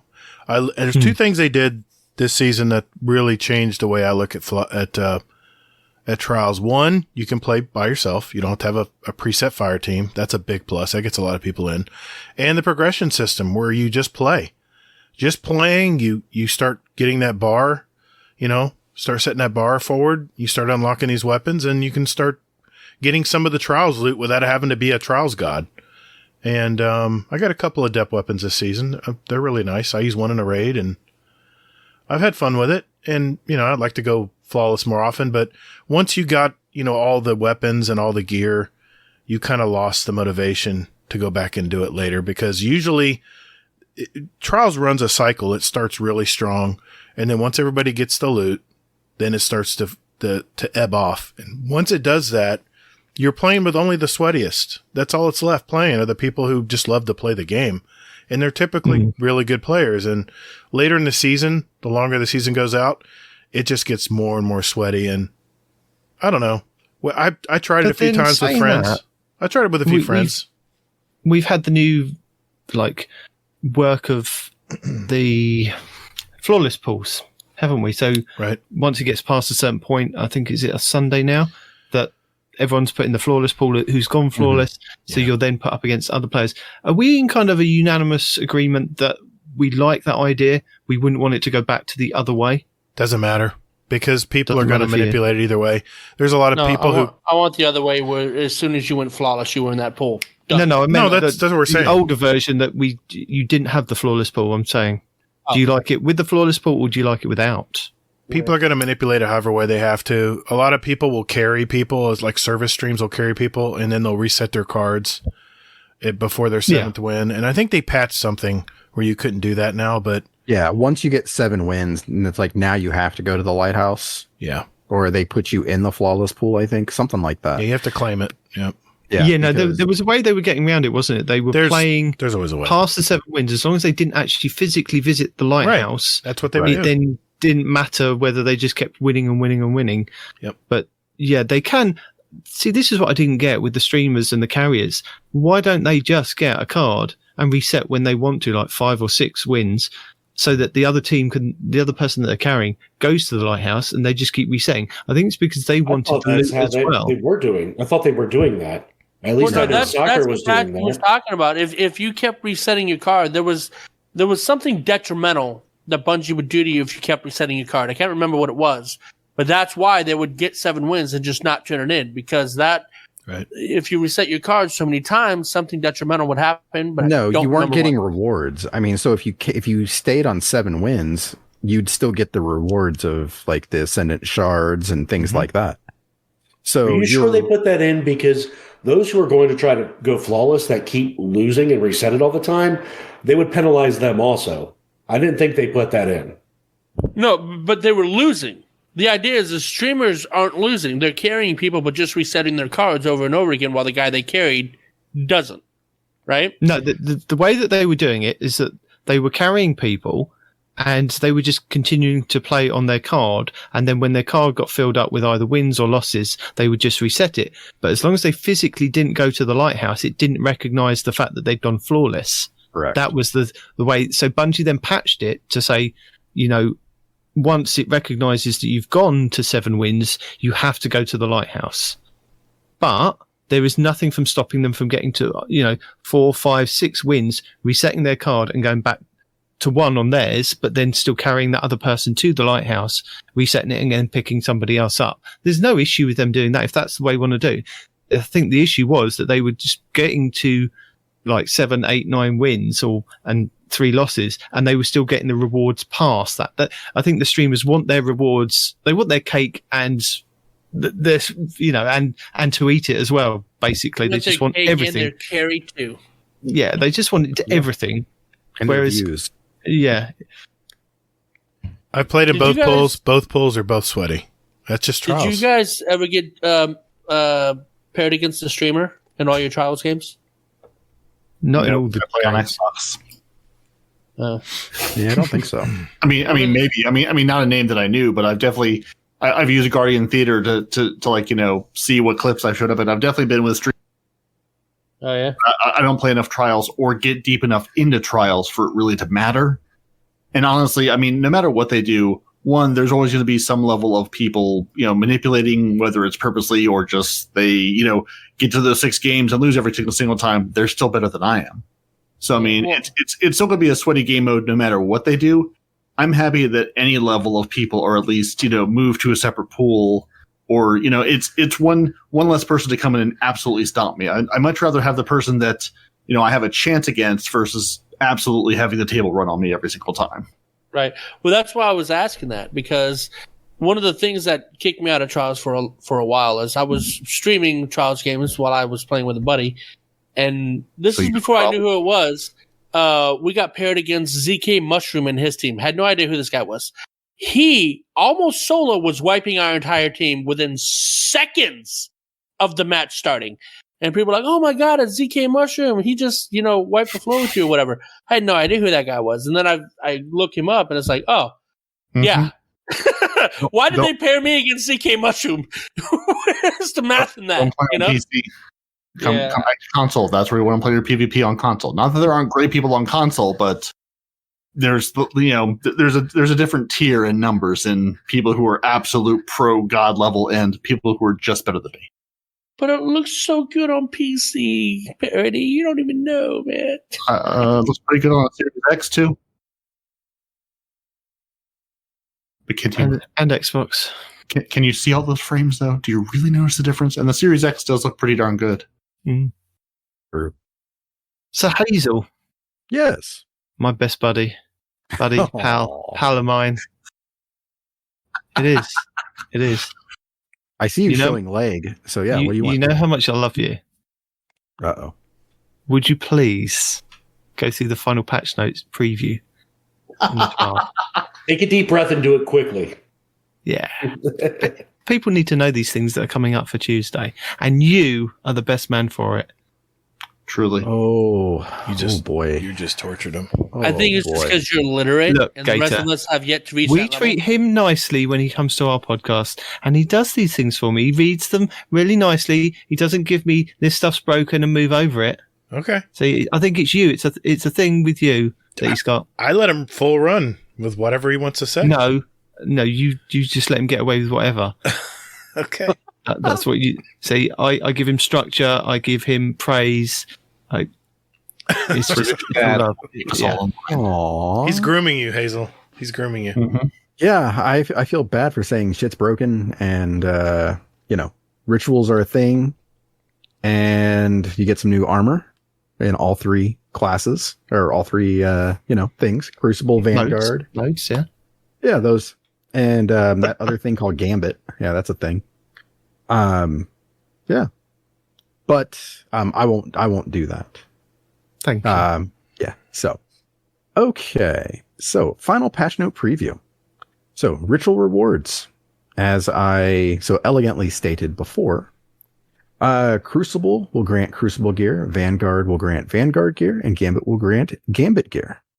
Basically, the ritual playlist rewards will be updated to grant ritual-specific gear, weapons, mods, and armor, and no longer will be granting rewards from the general world pool. Glad to hear that. Because that was annoying to me. What do you guys think about that? Just gives you a better chance of getting the weapon you want for the activity you're playing. Mm-hmm. All right. And then engram focusing, as previously stated, is currently only available on Saint 14 and the Drifter for the ritual-specific engrams. World engrams will continue to be granted at major ranks on ritual vendors for just a little variety. Meh. Gambit, Crucible, and Vanguard rituals are receiving updated armor rewards for a new expansion release. And lastly, these share the same base appearance, but have slight differences in decals and coloring to represent each ritual. So, what do you guys think about that armor? I like the look of the Crucible one. Yes. Where's my green? I see my snake. Where's You've my got a green? snake, but it's more black and white. If it's Looks not like Mountain gray. Dew Put a color, shade on it. Put a shade on it. You'll be fine. if it's not Mountain Dew color, it's not Gambit. I'm sorry. I want the Warlock coat. I don't know why the hunter's wearing a phoenix, but It's Crucible. Have you not met Shax? He's a big fan. It looks like I'm a race car driver without the benefit of having Sparrow racing. You are a Sparrow Racing League driver. That's where that outfit's from. All Crucible is actually just going to be Sparrow Racing and Witch Queen. I'm just glad they have the following armor. That's all I'm going to say. To make up for this travesty. No, I kind of like the Hunter armor, though. The Warlock just looks dumb. Future War Cult, 100%. Yeah. Yeah. And the Titan, at least the Titan has like the skinny arms. The Titan's got the snake. The Hunter should have had the snake. Put the Phoenix on the Titan.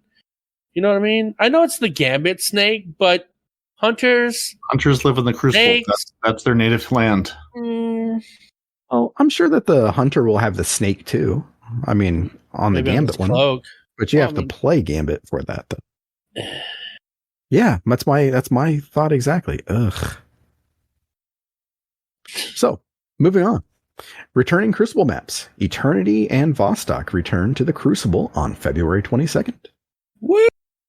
I don't know what those maps are! Woo-hoo-hoo-hoo! You can pretend like you're playing Reckoning. I like Vostok. It's about time that one came back. Bigger maps. That's what we Yeah, need. Eternity's a huge map. So Wait, isn't Eternity the one that we had in Trials? Like, It's the largest map. D2 Trials of first the started? Nine. It's the Trials largest of the map. Nine. Yeah, Largest yeah, map the in big white Destiny. map. Mm-hmm. Oh, Yeah. okay. That one I didn't yeah. mind it. Yeah, I didn't no, mind it. that's not It was bad. great for scouts. Yes. Which makes me wonder if scouts are going to get powerful next season. I don't know. Well, the seasonal mods got scout rifle mods on it, so Yeah. They're going to be like anti-barrier, I think. Thank I think I God. thought auto rifle was. That doesn't matter. But yeah, there is a scout rifle mod this coming season, so I'm guessing yeah. I think auto is This season's overload anti-barrier. next season. Oh, okay. Yeah, because they talked about it that they retooled that and SMG, so they're going to be more consistent. Oh, that's right. You did. It doesn't take 4 magazines to stun them anymore. Yeah. It's all one magazine. You're doing it wrong. F. Teach me. Okay. So, Eververse. His No changes. magazine's 150 rounds. That's why he can say that. And he wears armor that constantly replenishes it. So Only 150. Come on, you're not trying.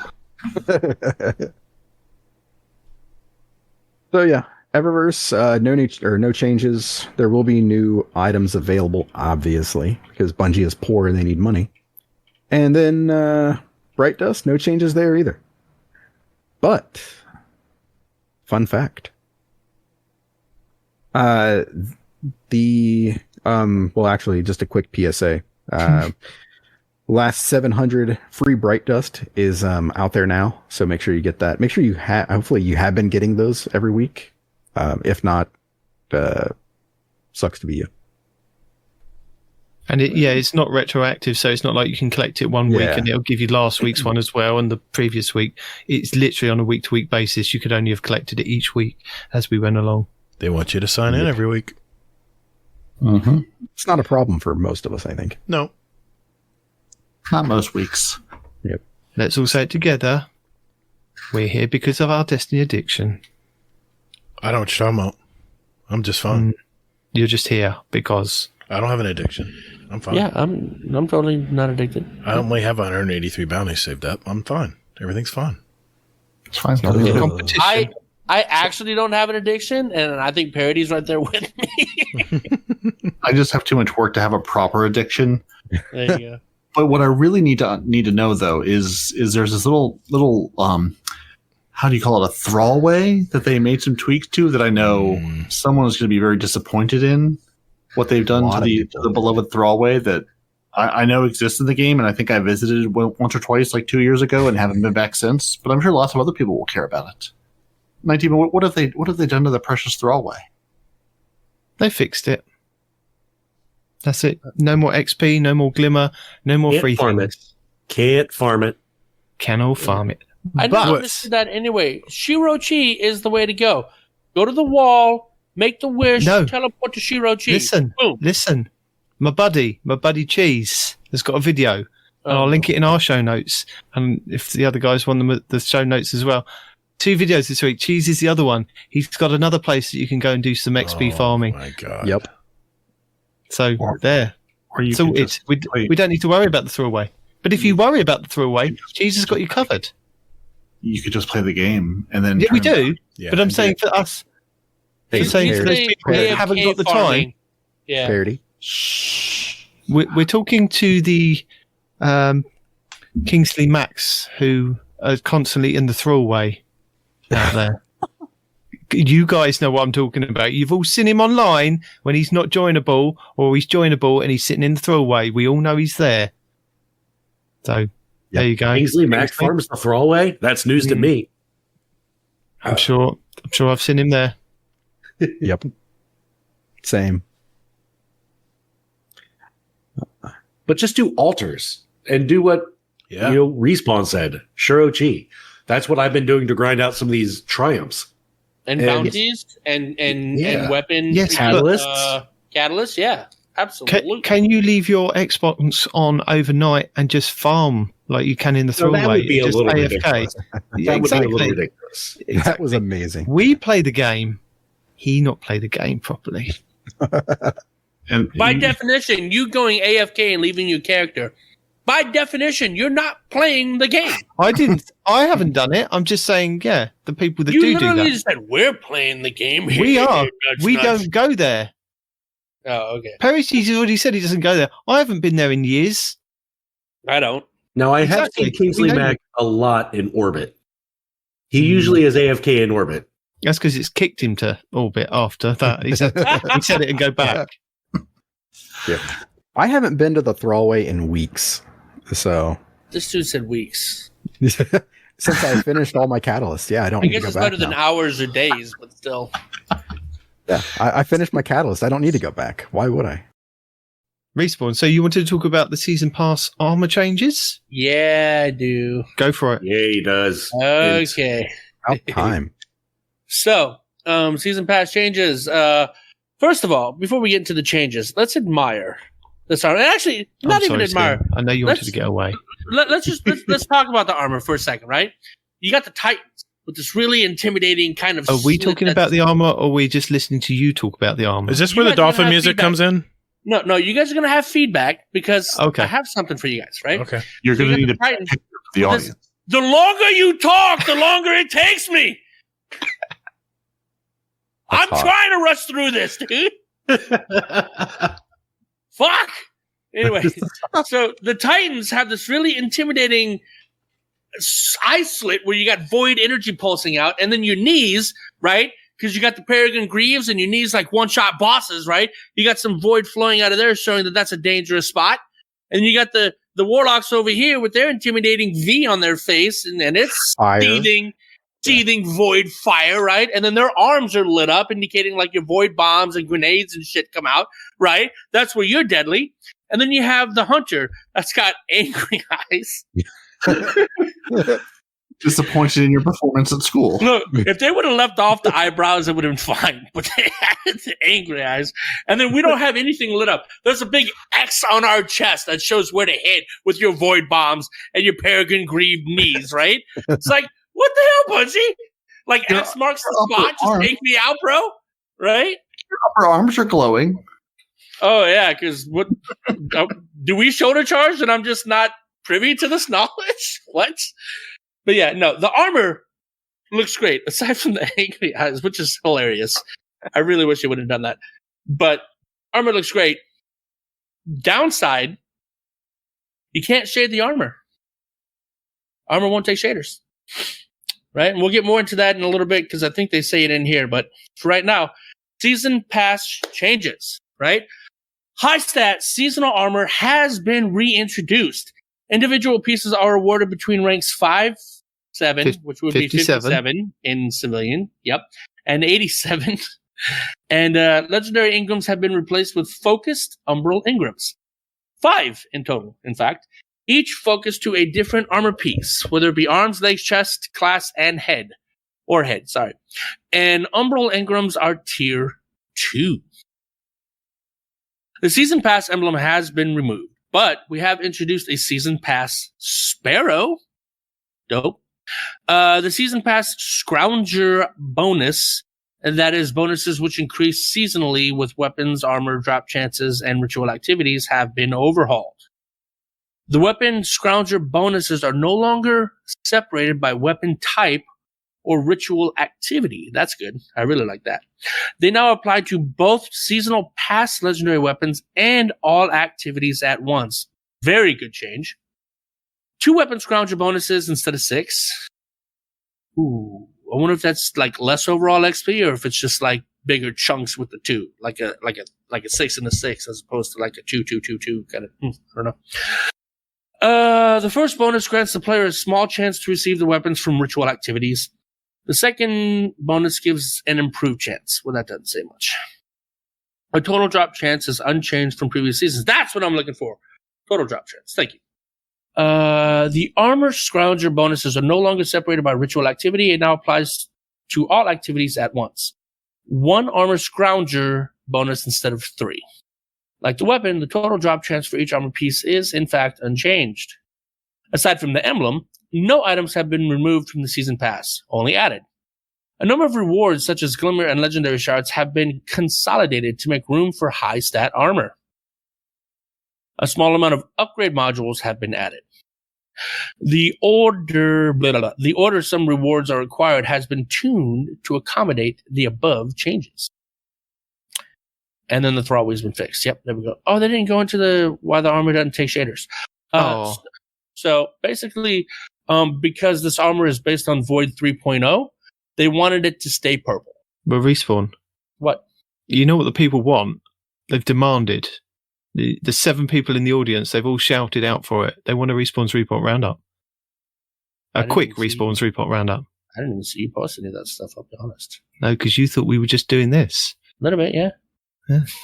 Well, you're speculatively telling people stuff that's happening. Why don't you just read them the stuff that's happened? I didn't know we had a thing. All right, here we go. Tripod show. BLK Zard. Am I the only one confused by this? How do motes get drained when you're in the primeval phase? He's talking about one of the patch note changes in Gambit. Imtash says, but when the boss dies, the fight is over. It won't suck the boss back into the void. First of all, Imtash, you're playing that stupid gacha game on the phone. Why do you even have input right now? Just, you go away. You're not a Destiny player anymore. Because he started up another YouTube channel called More Imtash, if you're aware. No. It's all about Destiny. No. He's back. He bailed your body. I know he did. He's back, apparently. No, he's not back. DMG04 says, no. Boss phase is boss phase. This is just a way for the team to continue getting some motes while they try to catch up. So long as the team with the primeval doesn't kill all the blockers. Austin D. Bram. Should we plan to see something like this again before Tuesday? With all the new systems and stuff coming out, I am hoping for a short list, but would love the opportunity to plan ahead if possible. He's referring to Destiny, Bungie Help, saying before Destiny 2, Beyond Light, and Season of the Witch. I'm sorry, Season of the Hunt launch on November 10th. We want all players to be aware of certain issues and information before logging in the first time. DMG replies to Austin saying, yep, player support team is looking to have another thread like that available to read before the launch. Stay tuned at Bungie Help. And for all you guys that have really been wanting this ship, Night Demon, Destiny Bulletin says, update on the Centurefire exotic ship. Bungie says the ship is not tied to any seasonal reward and is investigating a way to give it to players in the future. All in all, not a bad ship. It's got 2 rear thruster things. Whatever, you can take a look. So did they put a ship into the game as a reward, but didn't tie it to any way to actually earn the ship as a reward?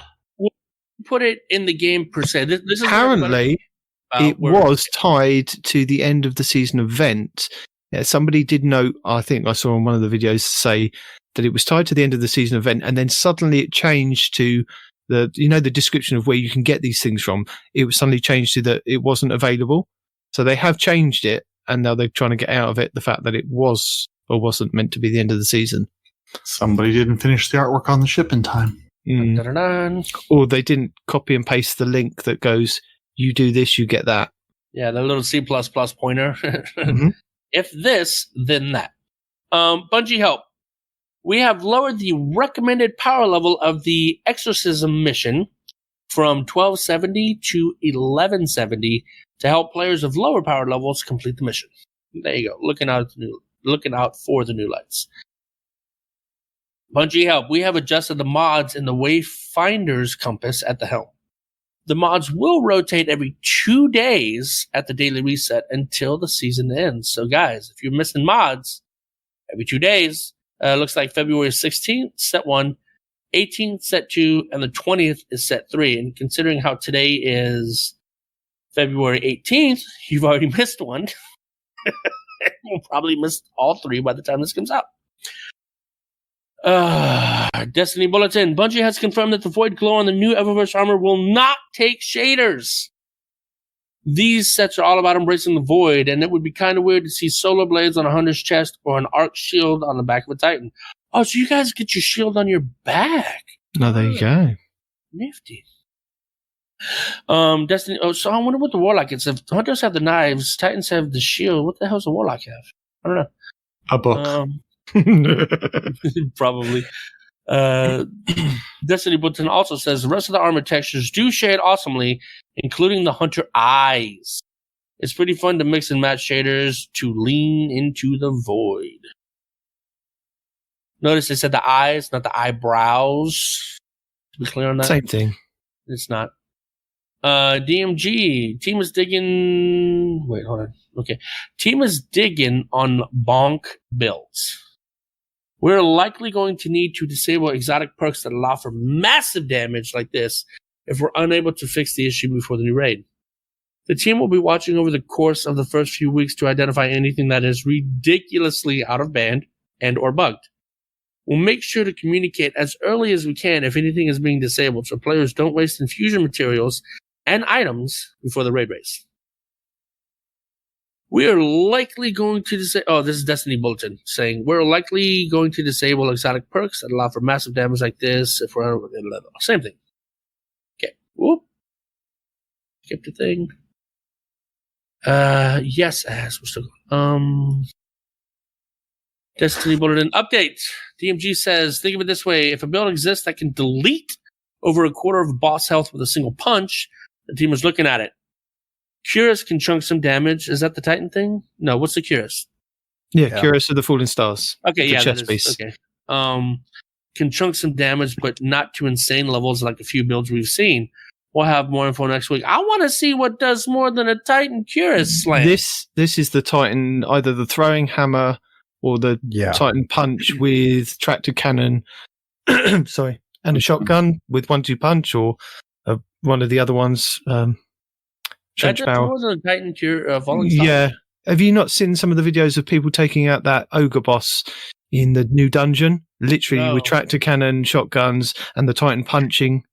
Yeah. I actually haven't. Insane. Just melts. Check that out. Solo. Bungie help update. We have automatically completed the first step of the Severing the Worm quest for the exorcism mission for all players. Players will now be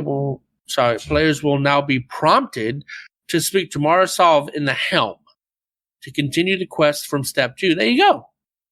And then you can just progress like that. Yeah, Parody. The issue that you had. Just talk to Mara Solve in the helm and you're done. Or you're moving on. As we continue to investigate, please note, progression can be blocked if moving too quickly on the bridge encounter. Double back if blocked. It sure can. You will get to the ships and they will look at you and you'll look at them and they won't spawn any enemies and you'll just stand there for a while till you figure out what to do. So no sprinting in the latest activity. Walk everywhere just to be safe. Leisurely pace. Yep. Take your time. Smell the flowers. The very, very weird looking flowers. And that's it for the Respawns Roundup, unless there's something else. We have questions and feedback. No, we don't. We do have some questions. We do have some questions for the show. We do. So, question for the show from Lazarus the Leech. Lich? Is it Lich? I'm guessing. I don't know. I can't. Lich. Laz. It's just Laz. Laz. Well, you've put Laz. Yeah. Everybody knows Laz. But Laz the Lich. Lazarus the Lich, yeah. There you go. So, if we can craft any weapon that will be in Destiny 2 when Witch Queen drops, what's the first weapon that you're making and what roles will it have on it? And we'll go to Sin. What? What roles will we have in Witch Queen? What? So, crafting. If you can craft any weapon in the Witch Queen, what's the first weapon you're going to make and what are the roles it's going to have? Shoot, I don't even know. I think I'm going to definitely craft something new. As far as roles, I'm not a big roll kind of guy. I just usually roll, in this case. Roll with the roll that I get. Yeah. So So you're I'm not going to go flexible. for a kill clip? No, nothing like that. No. Fair enough. Hazel? Probably an auto rifle with subsistence and rampage. Okay, I'm not going to ask you parody because that's probably the same. Like Glaive. That'll be my first roll. Fair enough. He's changing it up there. Yeah, unlimited ammo and rampage. Respawn? A rocket launcher with subsistence and empowering light. Gator? I hope Third Axiom's come back next season because that's one of my favorite pulse rifles. It's very accurate, very easy to use. And if they do come back and I can craft it, I want one with snapshot sight, arrowhead break, goes without saying, snapshot sights and elemental capacitor. Gator doesn't know what's going on. If it's included in Witch Queen, then that's my answer. So, second question for the show. Of all the weapons in Destiny, which one do you have the most kills on? Mine is Whispering Slab at around 12,000 kills. And that's from Golden God. So, Hazel. Or we can check on this. Get the right answer. Did you receive the Bungie email with your exotic numbers at least? No. I'm guessing no. Then you have to go through your vault. Look through each and every one of them. Just use the command in our Discord, in our Destiny stats Right, what's it called? channel. Go / backslash, what do you go? Backslash weapons, Hazel? Yeah, I think that's about right. That's what I'm doing right now. And where's that at? It's our Destiny stats. Charlemagne bot. Yeah, it's Destiny stats is where you can access it. Yep. A lot of people doing there.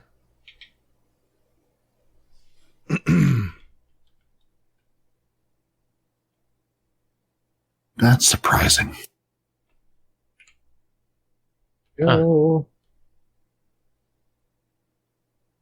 Anybody? Anybody can answer the question. I mean, I already mentioned I've got 40,000 plus kills on Telesta, so I'll make it easy. Fair enough. Mine looks to be Origin Story with 11,594 kills. Nice. That's a throwback. Mine's again. 42,450 Telesta to be exact. Wow. How does your wife feel about that relationship?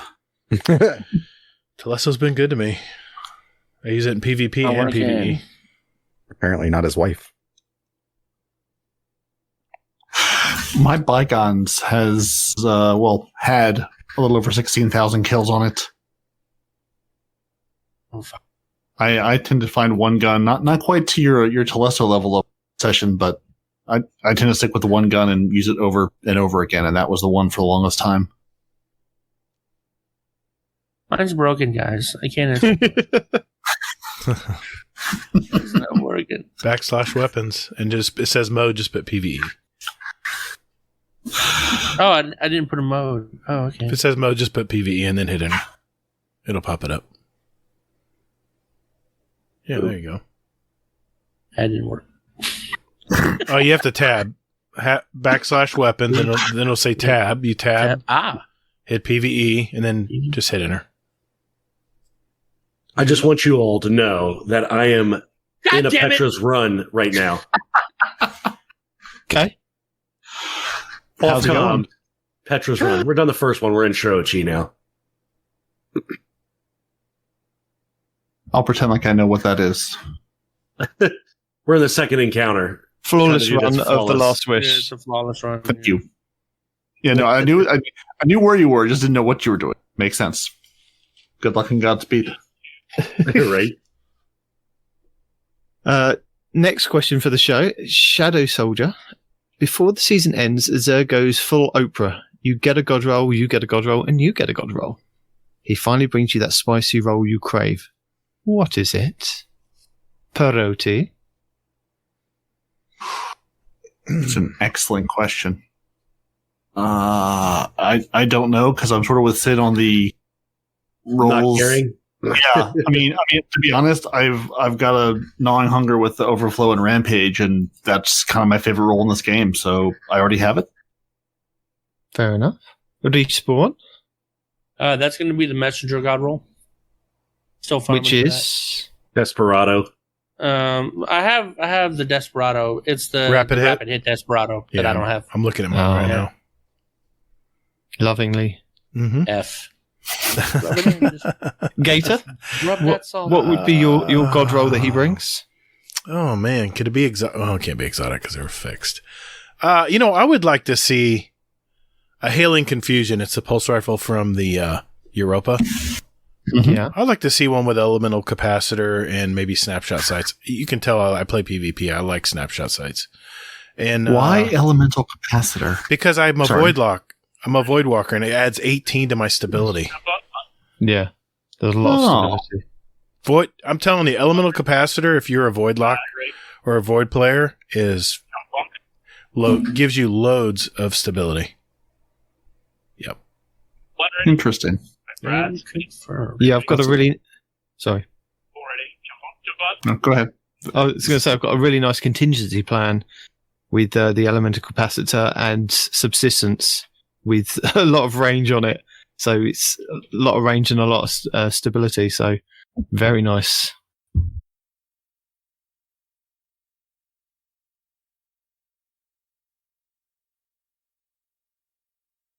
How did I know you were going to say that? Sorry?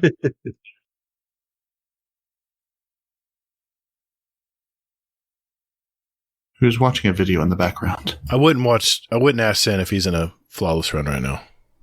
No, I have the comms up on the other end. Oh, He okay. has, yeah. I have it on my phone. Okay. I just turned it down. I'm not. I have them on mute. I'm doing ad clear on Shiro-Chi right now, so I don't have to communicate. Okay. So is there a god roll that you want? No? Don't care? No. Yeah, I don't care about the rolls. Have we asked you, Hazel? Is there anything you like? No.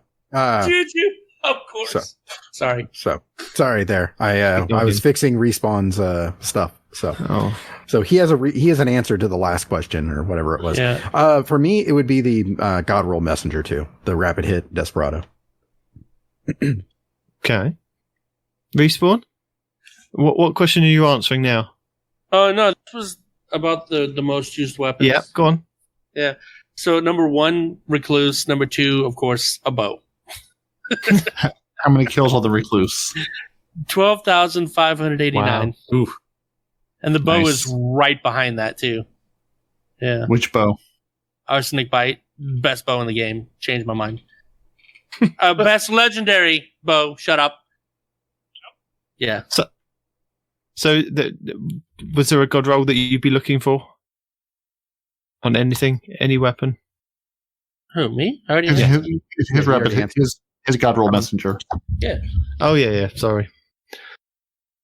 I mean, it's only like, Dawn there. I don't know why you're not, with it top notch here. I don't Yeah. understand. Final question for the show from Laz again. How do you feel about the swords at the other half having purposely rare drops than the other one, the Arc sword, its counterpart, the Half Truths? And should there be more ultra rare legendary drops in the game that only drop, let's say, like once in 100 times? So are you a fan of this very rare legendary drops, or do you want everything all the time? Gator? Well, I would say with weapon crafting, we're not going to have to worry about that soon. Not like Vex, and it takes you 10 runs to get. Yeah. Just once I unlock the perk, I unlock the perk. This is kind of like the drop down menu and collections that I talked about. Oh, except God help us. they're just putting it in. They're just putting this drop down menu in the gunsmith in the gun crafting machine. But you still have to get the blueprint for the gun. And if it takes you 100 tries to get it, Well, Oh my god, is that a thing? we'll see. Yeah, we'll see. Fuck. We'll see how Yeah. often it drops. That'll be the key. Yeah, all you guys were like, oh, day one, I'm going to go do this. No, day one, you're going to grind for materials, my friends. No, No, we got we've materials. got enough glimmer to buy it now. Glimmering materials, Oh, baby. I don't know how good Respawn's RNG is. Glimmer is my friend. Fucking- Yes, me and Night Demon, we get it. We get it. We got it. Everyone's going to be, Hazel's going to be on the side of the tower going, Glimmer, please. Do you have any Glimmer for me, please? He's going to be out there panhandling for Glimmer. Anybody got any extra Glimmer? Little Oliver. Please, sir. Please, sir. May I have another? Me? Everybody's ragging me for saving ships and Glimmer and stuff. I'm like, I'm prepared, man. Yeah, we're ready. We're ready. You have all the money and nowhere to shop. As Hazel would say, my body is ready. Do that again. No. Parody? My body is ready. I totally lost track of what the question was. Are you a fan of Is your these like body ready? legendaries dropping like very rarely? Whatever. I'm on Do the you train with feel Sid. Paul Tassie's pain at the fact that he didn't get his sword the first time he played it? Basically, I don't have that fucking sword. I still don't have it, and I also don't care because I delete most of them. I may have deleted that one before I realized it was. So, no. I've probably honestly deleted more God rolls than I've kept because I didn't know they were God roll because it was a weapon type I didn't care about. fair enough. Respawn, are you a fan of this legendary rareness? No, I want all the things. All the things, all the time. Everybody who's ever seen me try to get something knows how bad my RNG is, so no. I hate RNG. What do you say? Took you 2 to get, or took you 10 to get your Vex? You know how many it took me? And we know how many it took you. There were several podcasts where we documented this. We don't need to go over it again. We're asking Sin whether he prefers the legendary thing. Yeah, I'm okay with a little bit of randomness or a little bit of a little bit of tough to get. It makes it a little more special. It's am I asking for like 100+ runs to get something? No. Am I asking to get on the first run? Easy? No. Somewhere in the middle. 50 runs might be a little too much. I don't know how this randomness is going to turn out with the legendaries, but I'm okay with them being a little more rare, a little more random. Yeah, I think I'm in agreement with you. I preferred the Destiny when it was rare that you got an exotic drop because you were really excited about that exotic drop. I mean, now I'm getting exotics thrown at me left, right, and center. I can go and buy from Xur. I can buy an extra one from Xur. If I've got a decoder, I can get another one from Xur. It's like, oh my God, the exotics are like just thrown in my face now. And I think you get to that point in Destiny, it's like, I don't need another exotic engram. Just my postmaster is full with exotic engrams, only purely for the basis that I'm trying to save it for next season when the lost sectors roll around on the days that are specific to the that different sounds things. an awful lot like a closet flex. Anybody else pick up on that? No, just I don't think any of his flexing. Postmaster full of engrams. All of his flexing is out in the open. We know this. I don't see any problem here. No, because you're probably in the same boat as me, aren't you? Look, I love getting exotics. Just stop giving me that Aeon BS. You know what I'm saying? The Aeons are good. Yeah, Aeons are good. You don't need 100,000 of them. All right. No. I mean, there's a whole loot pool of exotics. But don't forget, that's what you can do. So if you do get an exotic engram and it goes to your postmaster, you can open it on the day that there's it was the master lost sector, wasn't it? Hopefully next season when they change over to being the one and only lost sector, if it's a lost sector day that is dropping the exotic that's new for your class, hopefully you should be able to go to the postmaster, pick up one of your exotic engrams, and it will turn into the exotic because it doesn't know whether it dropped on that day or a previous day. So you should be able to kind of store up your exotics in your postmaster to do that. Also, another trick that I learned this week from another video that I can't remember who posted it was that you can actually, if you've got your engrams filled up, so if you've got like Umbral engrams, you've got Prime engrams, or Trials engrams filled up in your actual personage, your player, you could then play Iron Banner and get Iron Banner engrams to drop and go to your postmaster, and they're called Iron engrams. So you can actually store up Iron engrams as well as exotic engrams in your postmaster. So just be careful if you're storing up like your exotic shards as well in their enhancement prisms. Like I am. It's just like, it's a game to game basis of quick check the postmaster. Do I need to go to the tower and decrypt an Umbral engram to move one out of there to get then save that I've got Iron engrams as well. There's a lot of work that goes into this end of the season, I tell you. I'm busier now than I was at the beginning of the season. It's been fun. Same here. Same here. Lies. What? Hmm? What do you mean? Are you saying I'm not busy because I'm not like hoarding bounties and? I think that's exactly what he's saying. He's saying you haven't put in the work. Oh, wow. Okay. Wow. See? Huh. See how the tide turns, Hazel? See how it turns. Okay. All right. I got what I wanted from you. You read some stuff. That was it. Do you have do you have Conqueror by chance? Nope. We play You want PvP, Conqueror. Hazel. We play PvP. I wouldn't mind a Conqueror. I'll look down on you then. It's okay. No, I'm- Night Demon wants everything. He wants to complete everything in this game, own everything, have everything, and check every box there is. He is a completionist. So yes, he wants his Conqueror very badly. You should bring me and a Night Demon through that Lake of Shadows before the reset. Yeah, I'm willing. That would be fun. No, I've done Lake of Shadows. That's the problem. I've done the easy ones Okay. to do the Conqueror. So it's the harder ones that I need to. Ask me how Couple of many I've harder done. How many have you done? 0. Same number I have. Yep. High five, Parody. Do you have a catch up node on your Nightfalls where you can actually access them? Because I sure didn't. Nah, I don't care. I can tell you though, that ship that I was searching for, the Great Beyond, I did get it this week. It took me about 20 runs to get, but I got it in the end. I'm very happy for you. I was very happy for me as well. Does it sit proudly in your vault? No, it sits proudly on my Titan, which is where it dropped for. That cuts into your Iron Long Banner live the time. Queen. Sorry, Respawn? Long live the Queen? Question mark. Yeah. Still Series Destiny Collection? Question mark. Uh-huh. Okay. But I think that's it for questions and possibly the end of the show. It's been a pretty short show this week, I think. Yeah. Yeah, it's only been 3 hours. 50 I mean, minutes. it's light compared to some of your other shows. We're over. Yeah, this is par for the course for us. We're over. We're over now. That's all right. People are going to want to hear some content before Witch Queen drops. So it'll be fun. A little over. Just a little. I don't know. Just some. I don't know what Sin's going to do because he doesn't release shows like this. No, I'm not editing. I'll clean it up the best I can for you, Sin.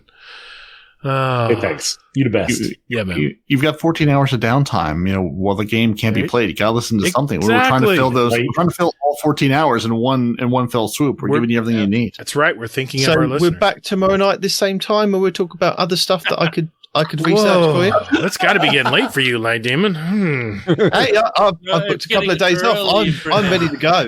You're ready to go. No. It's only like what? It's only barely 4 a.m. there. He's good. I got 2 more nights. I still got to get ability kills on my Titan and my Hunter in the Iron Banner. Ooh. Yeah. So you're not the Iron guy Banner's that's this going to week. take me through the Presage mission then. Mm. Damn it. Hazel loves I that. don't care about You need Iron pres- Banana. I you can need take you to presage? Presage tomorrow. I need to do a Presage with on the master difficulty and do it flawless Oof. Okay. You need Well, the, when do you need the you emblem. want to do it? in a minute. Okay. Mm. Let's go. Parody? I will have to check with the significant other, but maybe. I have been at this for 4 hours on a Friday night, so Yeah, maybe but at least it's not 4 hours on a Saturday. this is true. This is very true. I mean, it will be if we keep going much longer. Well, Real. so who's going to close the show? Who would like to close the show? Gator, have you prepared something? Or do you want Paroti to No, let Parody. make up something on the spot? Let Parody do it. He loves making things up on the spot. Some of us like making things up on the spot. Other of us like writing things down because they stumble over the words even in the best of times. And this is where I, dear friends, thank you for hanging in there for all 16 hours of this epic presentation. Your 2 Titans and a Hunter have been Parody 19 and a Respawn. Yo. The best net or the hub or something like that has been Sin Media. And we'd like to send you guys to click Wait a all your minute. Guardians down, Gator and You can't- Hazel. You can't let me forget my tagline. You I got to won't. say, you got to say, where can they find our website? I'm not sure because I was looking around and playing the roles of Sir not appearing on the show, Kingsley Mack and Des Raven, on your 150th episode, no less. So congratulations for making it to a big 150. And I'm glad Houston came to celebrate with the rest of us, whereas your co-hosts are nowhere to be found. So, I mean, clearly, I'm not sure if they have the dedication. Exactly. Maybe this is the last. Maybe 150 is it. Maybe that's it. Maybe this is your season finale, series finale. It's hard to say. Right. I'll keep it going. I'll solo it. I mean, if I can Petra's off Mike here up into Morgoth, I think I can do it. Actually, you've got this. So our show, if you don't know by now, basically just scream Two Titans and a Hunter into any search box nearby. You'll find it. It'll come up for you. And you'll find us playing Gambit and Void 3.0 come Witch Queen. So since we've got you, where can people find you? There's some sort of like net or hub or void web you live? No, he's in the club. Get it right. Void web. Well, they can find me currently in Petra's Run inside of Last Wish here, or over on Discord at Sin, or on Twitter at Sin_media. And of course, you can find Kingsley and Des over with me in Discord as well. And you can find our lovely show at theguardianhub.com, which is the best hub on the net. That's it. It was close. And I soloed that by myself, so yeah, there we go. Give yourself a raise.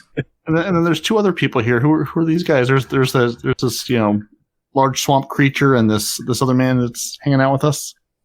Yeah, thanks guys for joining us tonight on our Discord, having our podcast live show in our Discord, and we had a ton of people stop by tonight. Thank you for everyone who did. Yes. Thank you, everyone. It's been a lot of fun. And I'm Gator. You can find me on Twitter at Todd the Gator. Remember, that's GATR. Gator, GATR, all caps. Don't forget those underscores on PS5 and Steam. And you can find me on YouTube at that address as well. Hazel?